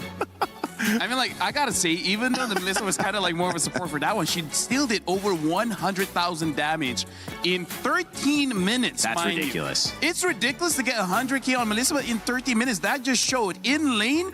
He was able to do a lot, and every time sieging, Nako was there dealing that damage. I was surprised to look at that damage in 30 minutes. How much of that was muddles is what I want to know. I think all of them were muddles, man. I think all of them. I love this hero. I've played against Melissa. I played as Melissa a little bit last night. Just so fun as she's popped up in the meta.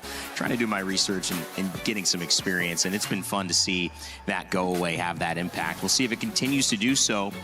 Question, I mean, is it crazy to think that people ban out a Melissa against this team? Oh, that's a good question, because there's just, it seems like there's really good bans that you'd rather take care of than a Melissa. I think you just need to look at it as, what do we want to pick to play against that Melissa? To not get trapped. Yeah, to not get trapped. Because they already saw the Jushin picked up earlier on in the first phase.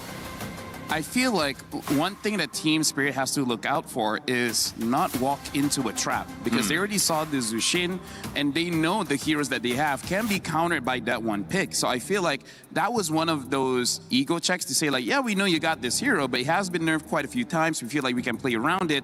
Clearly not. So I feel like for Kit Bomba being like one of the pillars for Team Spirit, don't let him pick up his hero first to potentially get countered, especially a pick like Phoveus. Phoveus is like S tier, but the moment you have one or two counters, he is like B tier, maybe B. He drops down. Probably garbage, you know? Like, there's nothing that he could. I had that experience multiple times. I'm like, you know what? First pick, I'm picking up Phoveus. I have 3 counters. You know what? Have fun 4v5. Yeah.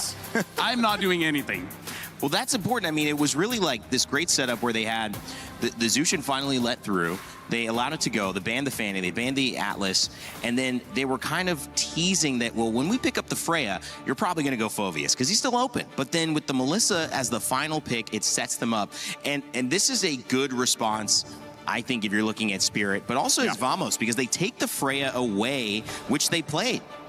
As well as the Paquitos. It looks like Coach Valdo is here. He's just saying, like, as long as we don't go give them crazy fighters, they're still human. We can fight them. If they get a Paquito, they get the Freya, then that's going to be an absolute nightmare going up against Team Spirit. Oh, look at this, Hiko. Both Team Spirit and Aurora bootcamp in Malaysia, and because he drafted Fighter Gold Lane so far, I do have to say, when it comes to boot camping in Malaysia, it's not really going up against Malaysia teams. It's more about the accessibility. You know, there's a lot of good places where you can have the majority access for the Southeast Asia region, making it quite easy to find scrims, you know, easy to get food, transportation, and all those kind of things. I think Kid Bomba's mentioned that in an interview where they asked them, where's your favorite place to boot camp? And he mentioned it was Malaysia. First, a lot of people speak English, so it's very That's true, too. That's easy. And he mentioned the food as well. Yeah. Love the food. Always got to look at the food. I mean, if you're going to be there for a while, you got to think, guys, what are we eating after and before these scrims? Maybe even during these scrims. I don't know. A little snack here and there. Kind of hard to do on a mobile game. Kid Bomba picking up the Atlas. Obviously, this Atlas going roam, but the fact that Atlas is available, it seems like it's a setup that they wanted to have in terms of an upper hand that was not in the pool last time. Harar and Valentina as a response. I'm really feeling like this Eudora ban is helping out Aero 404 quite a bit, because that's kind of what he wants. And now Team Spirit, they're taking some notes, and they're oh my god, this draft is going fast. And now Bellary gets picked up, and comparing the Bellary to the Minotaur, even if Bellary gets picked up, he ramps up very fast in terms of getting his HP. So going up against Zushin, he doesn't mind that much getting picked up by...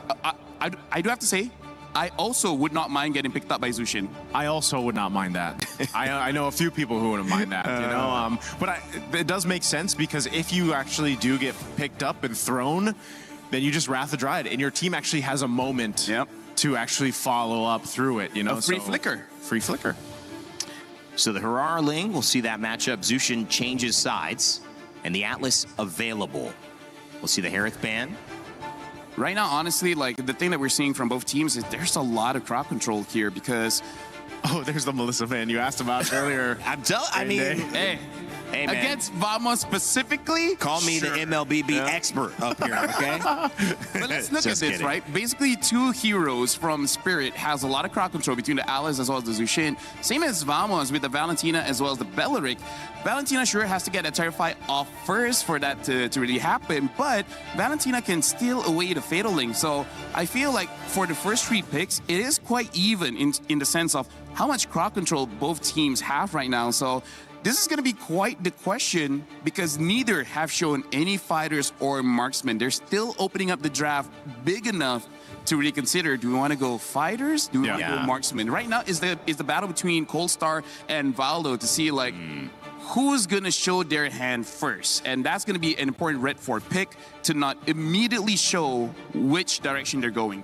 Yeah, we did see it was Team Spirit in the last one where they waited for that Hiko pick towards the end, and that seems to be the nature right now of where we're going with the meta now after a few days, where you kind of wait on to that gold lane pick if it's going to be a marksman or if it's going to be a fighter, as that changes things, I would say, especially. But, you know, already waiting for the last ban here from Team Spirit. Are they going to go and hone in on that gold lane? Yeah, maybe the Moskov, just because then, oh no, they go the Barretts. Wow, they're going to go for the XP choice.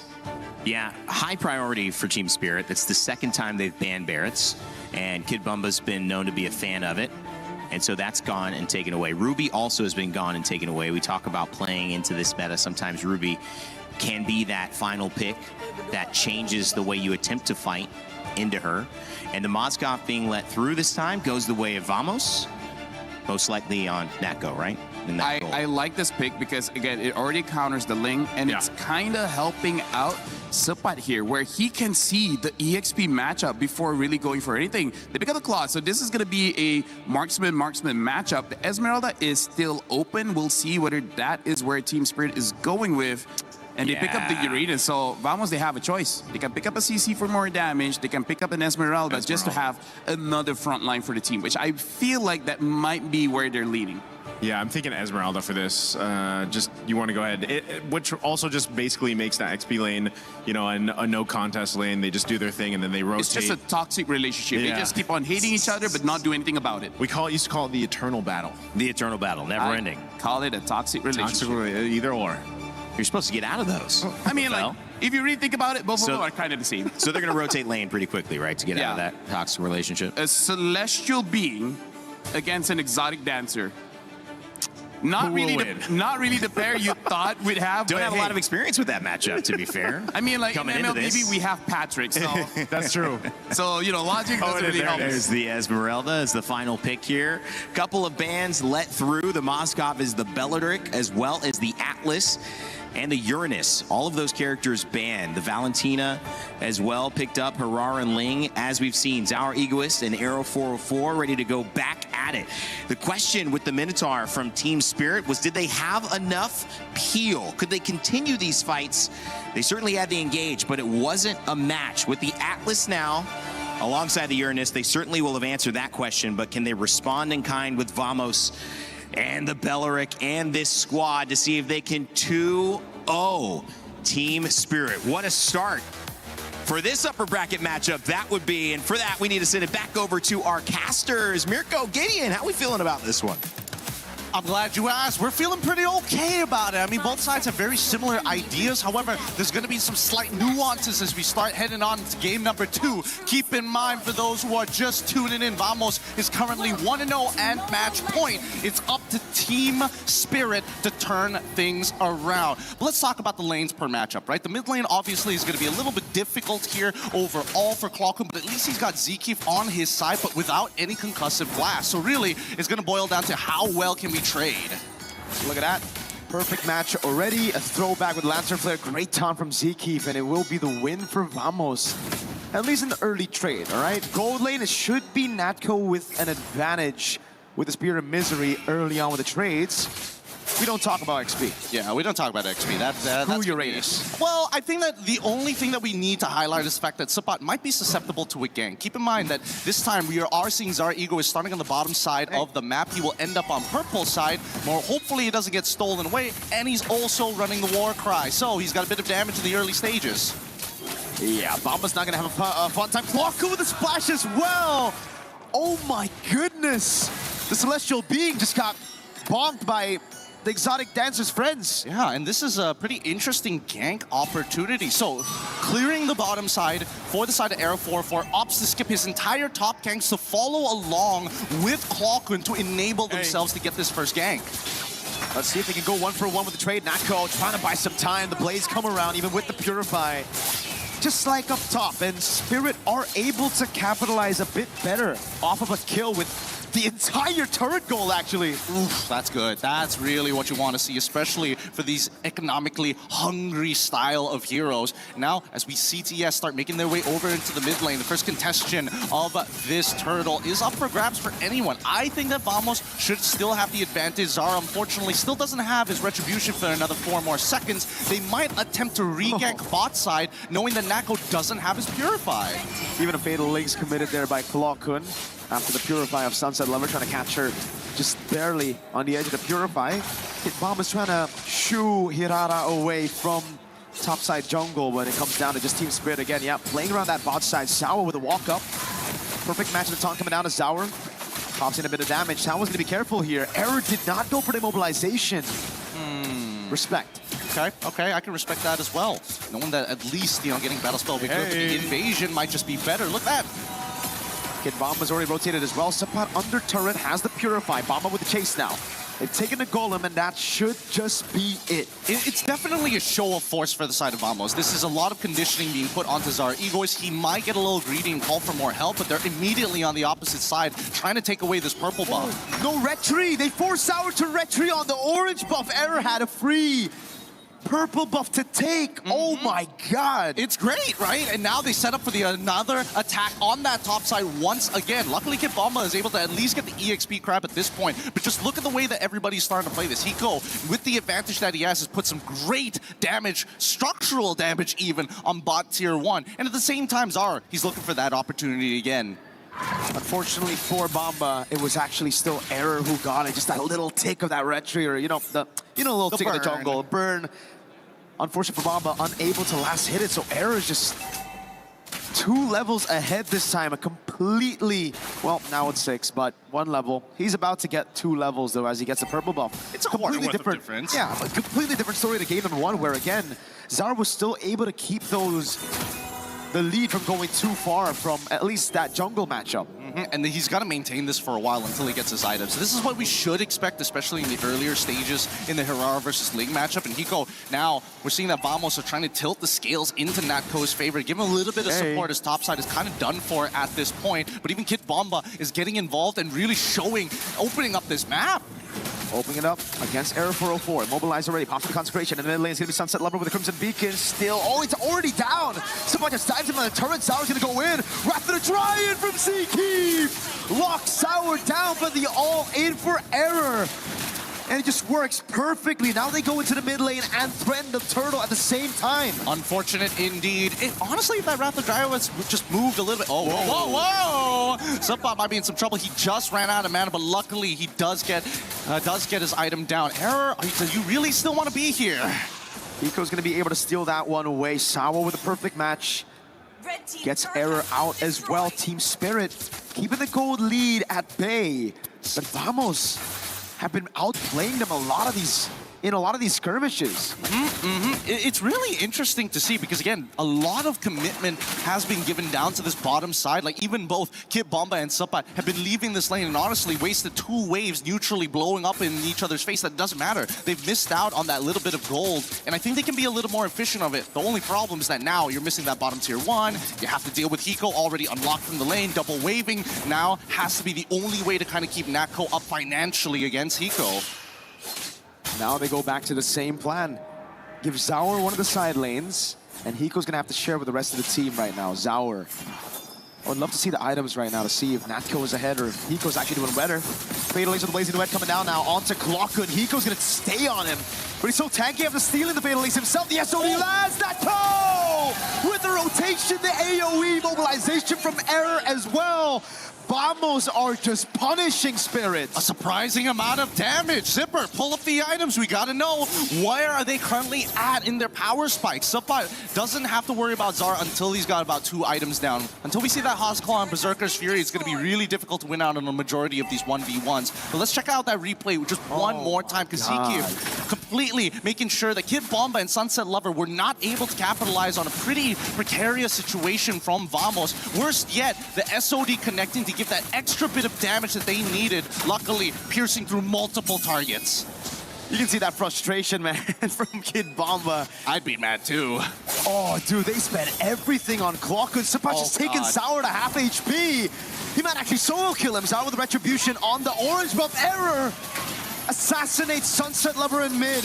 Now it's all in by Sour with the Wrath of the Dryad. Keeps him at bay. Clockhood! Tempest Blade Steel gets him away. Error with a maniac! Oh my god! He pulls it off. I can't believe it. Clockhood, I didn't even think of that angle, but on the fly takes the Tempest of Blades to buy himself the time. And better yet, dashing between 2 walls to create an awkward interception angle for Team Spirit. Some great creativity here, great mechanical prowess, but Team Spirit, they need to scale, and they need to scale now, because Vamos, they're taking away every single neutral objective. Luckily, this time round, all right, you can have this one purple buff, but let's watch that one more time.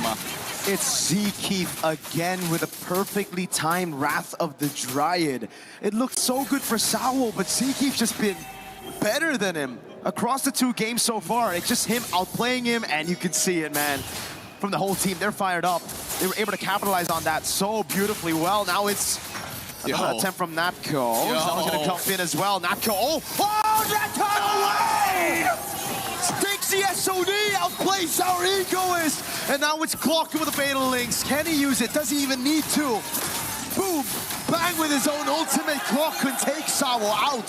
That's crazy. I blinked and I nearly missed the SOD transference. Holy cow. Vamos, they truly are fired up, and I thought maybe it wouldn't apply here at an international, but these habits have been seen in our local leagues. Vamos, once they feel that momentum, how long can they maintain control of themselves? Hopefully they do not overheat, because they get a legendary 4-error 404. Vamos aren't just winning this game, they are stomping Team Spirit. This is a team that has constantly been up there in the top 5, top 6 of international tournaments. Vamos, this is their first for a lot of their players. I mean, Clockhood has that experience from MSC 2024, but everybody else, oh my lord, I suppose to be fair, but yeah, dang.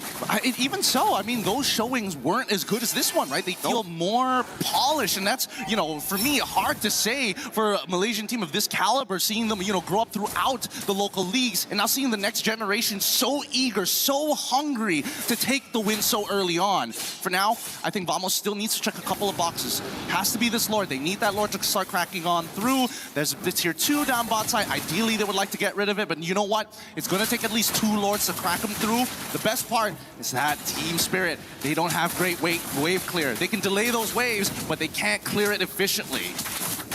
I don't know what to say, Gideon. This game looks completely cooked for Team Spirit. It looks like Vamos is gonna steamroll out of control. Look at that level lead. Again, 3 levels on Error. We got a 2-level lead on Suppat as well. Like, Spirit needs to find like a 5-man Fatal Links. There's got to be something crazy here.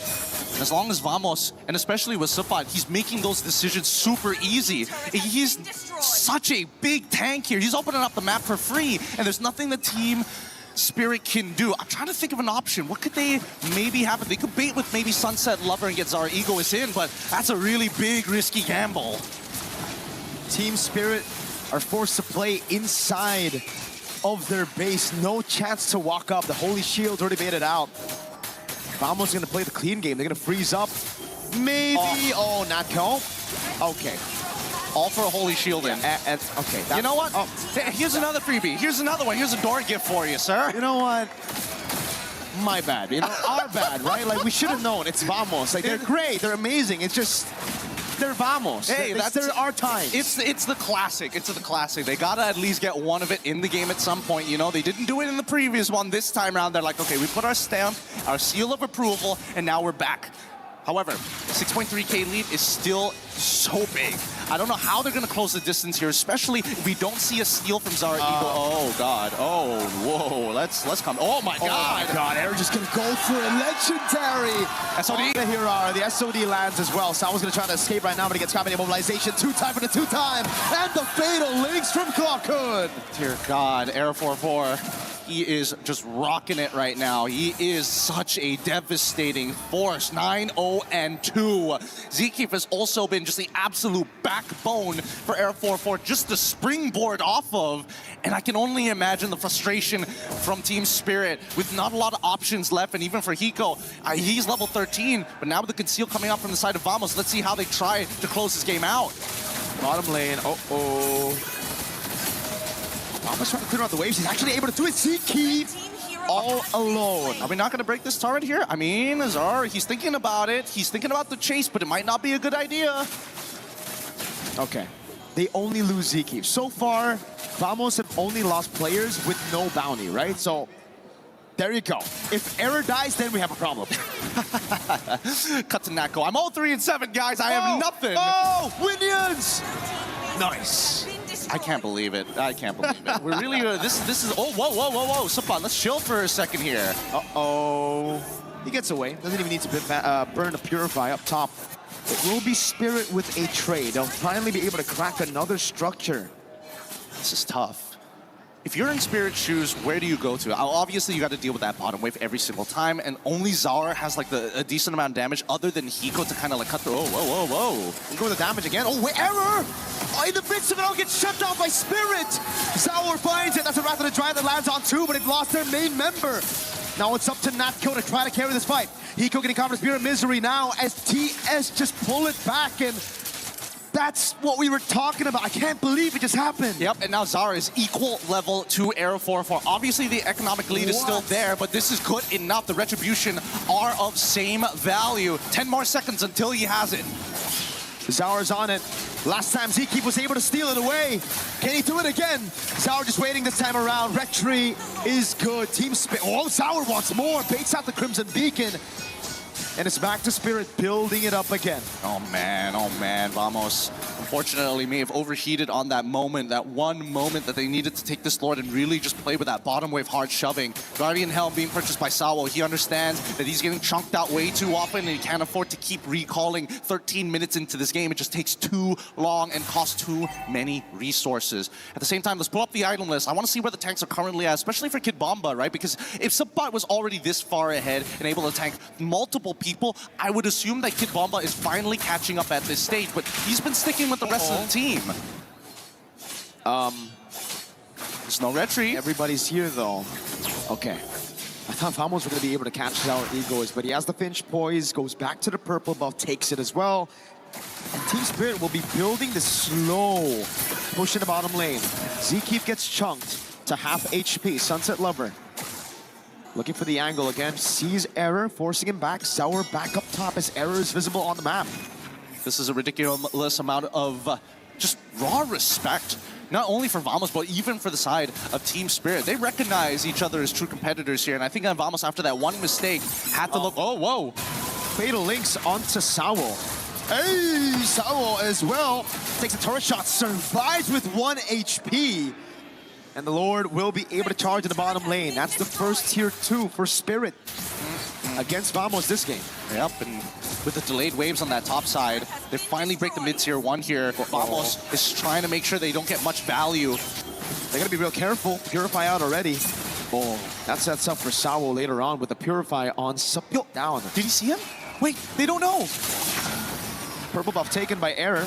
But now he's going to be caught in a bad spot. He's going to get all in. Oh my goodness! No! Even with the Wrath of the Triad, Error falls again. And Sour is looking for the angle for the assassination. The blazing duet onto Zekeef. The taunt Sour Picks up a double. Now when it comes to Blaze, goes in, bang, bang, bang, but he doesn't find that final blade. He gets speared to the face by Natko. They're still trying to hold strong here, but if this inhibitor falls, there's going to be some problems. Hiko, got to be careful with the penetration. Ow! Piercing damage, but Nature baiting him in as Hiko jumps into the BMI again.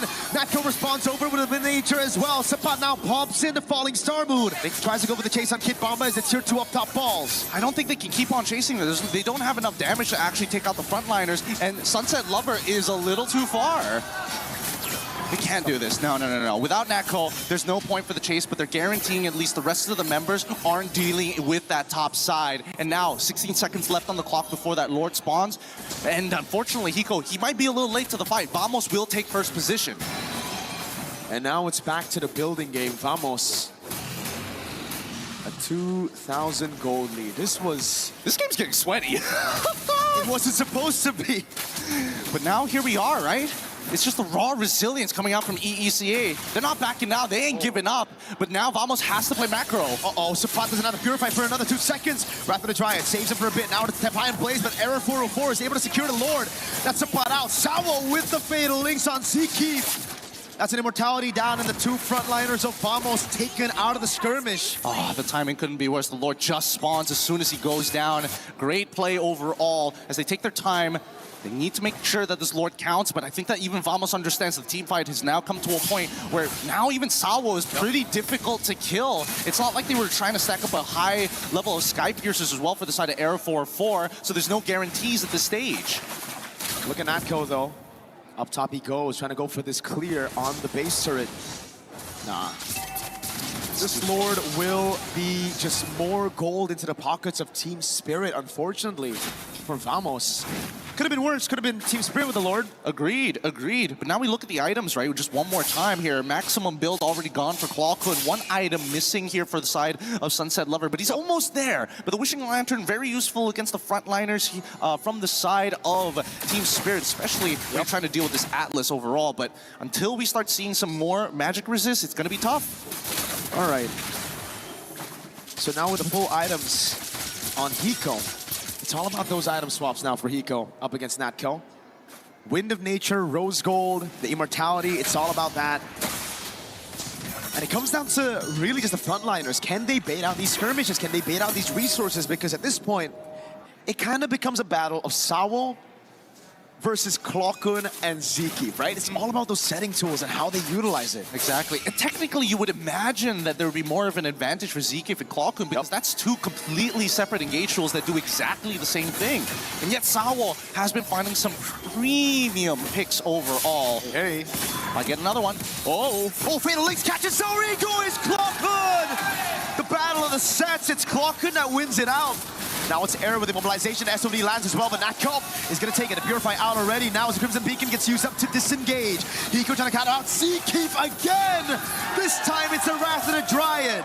Oh my goodness. This has been great stuff. This has honestly been a crazy game of not only cat and mouse, but just throwing the ball at each other and catching it every single time. As soon as you fumble, it's an instant tackle. Oh, and now Vamos looking to get one more inhibitor here. Could they stagger this? No, Zara up in 13. Error gets away in time. The mini waves in the mid lane is looking good for Vamos right now. As Hiko pops into Blazing Wind and the Purify out of the Fatal Link.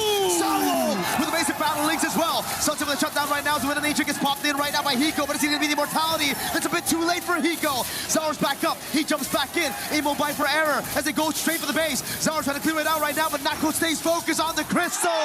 Vamos make it to the knockout stage. And there you have it, Vamos! Oh my goodness, with such momentum and a quick reset, they take the game back 2-0, but they have to fight for every single inch of it.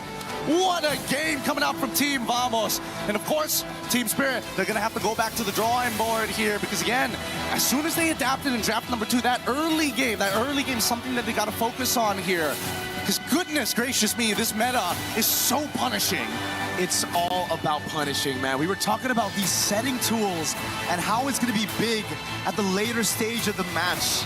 And we saw back-to-back Fatal Link steal by Clawkun, finding Zaur, and then the Rapid Dryad by Zeke that catches Kid Bomba, who had already used the Purify, baited out by Napto. Such a complicated game, because if we're not talking about the simple things of just the abilities, what about just looking? Where do you look in the middle of these team fights if you are one of the two? For Zeke, it's a lot easier, especially if he has that flicker. But for Klokun, it's all risk and very little reward unless he hits some priority targets, and he catches Zaur right at the end. You can't expect a better game than this at this point, truly.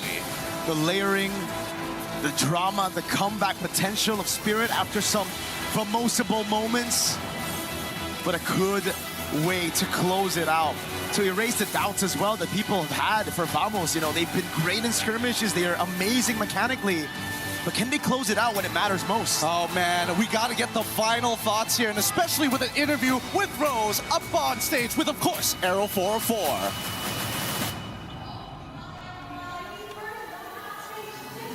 Is going to Team Vamos. And over here we have Arrow 404, who looks rather poised and calm after that clean sweep up against Team Spirit. How are you? I'm feeling really happy. Yeah. Now, you know what? Let's talk about this game. We know that coming into this game, there was a little bit of history with Team Spirit, as they were the one to actually end the journey of Team Vamos back in M6. After today's win, dropping them to the lower brackets, do you feel somewhat fulfilled, successful, satisfied?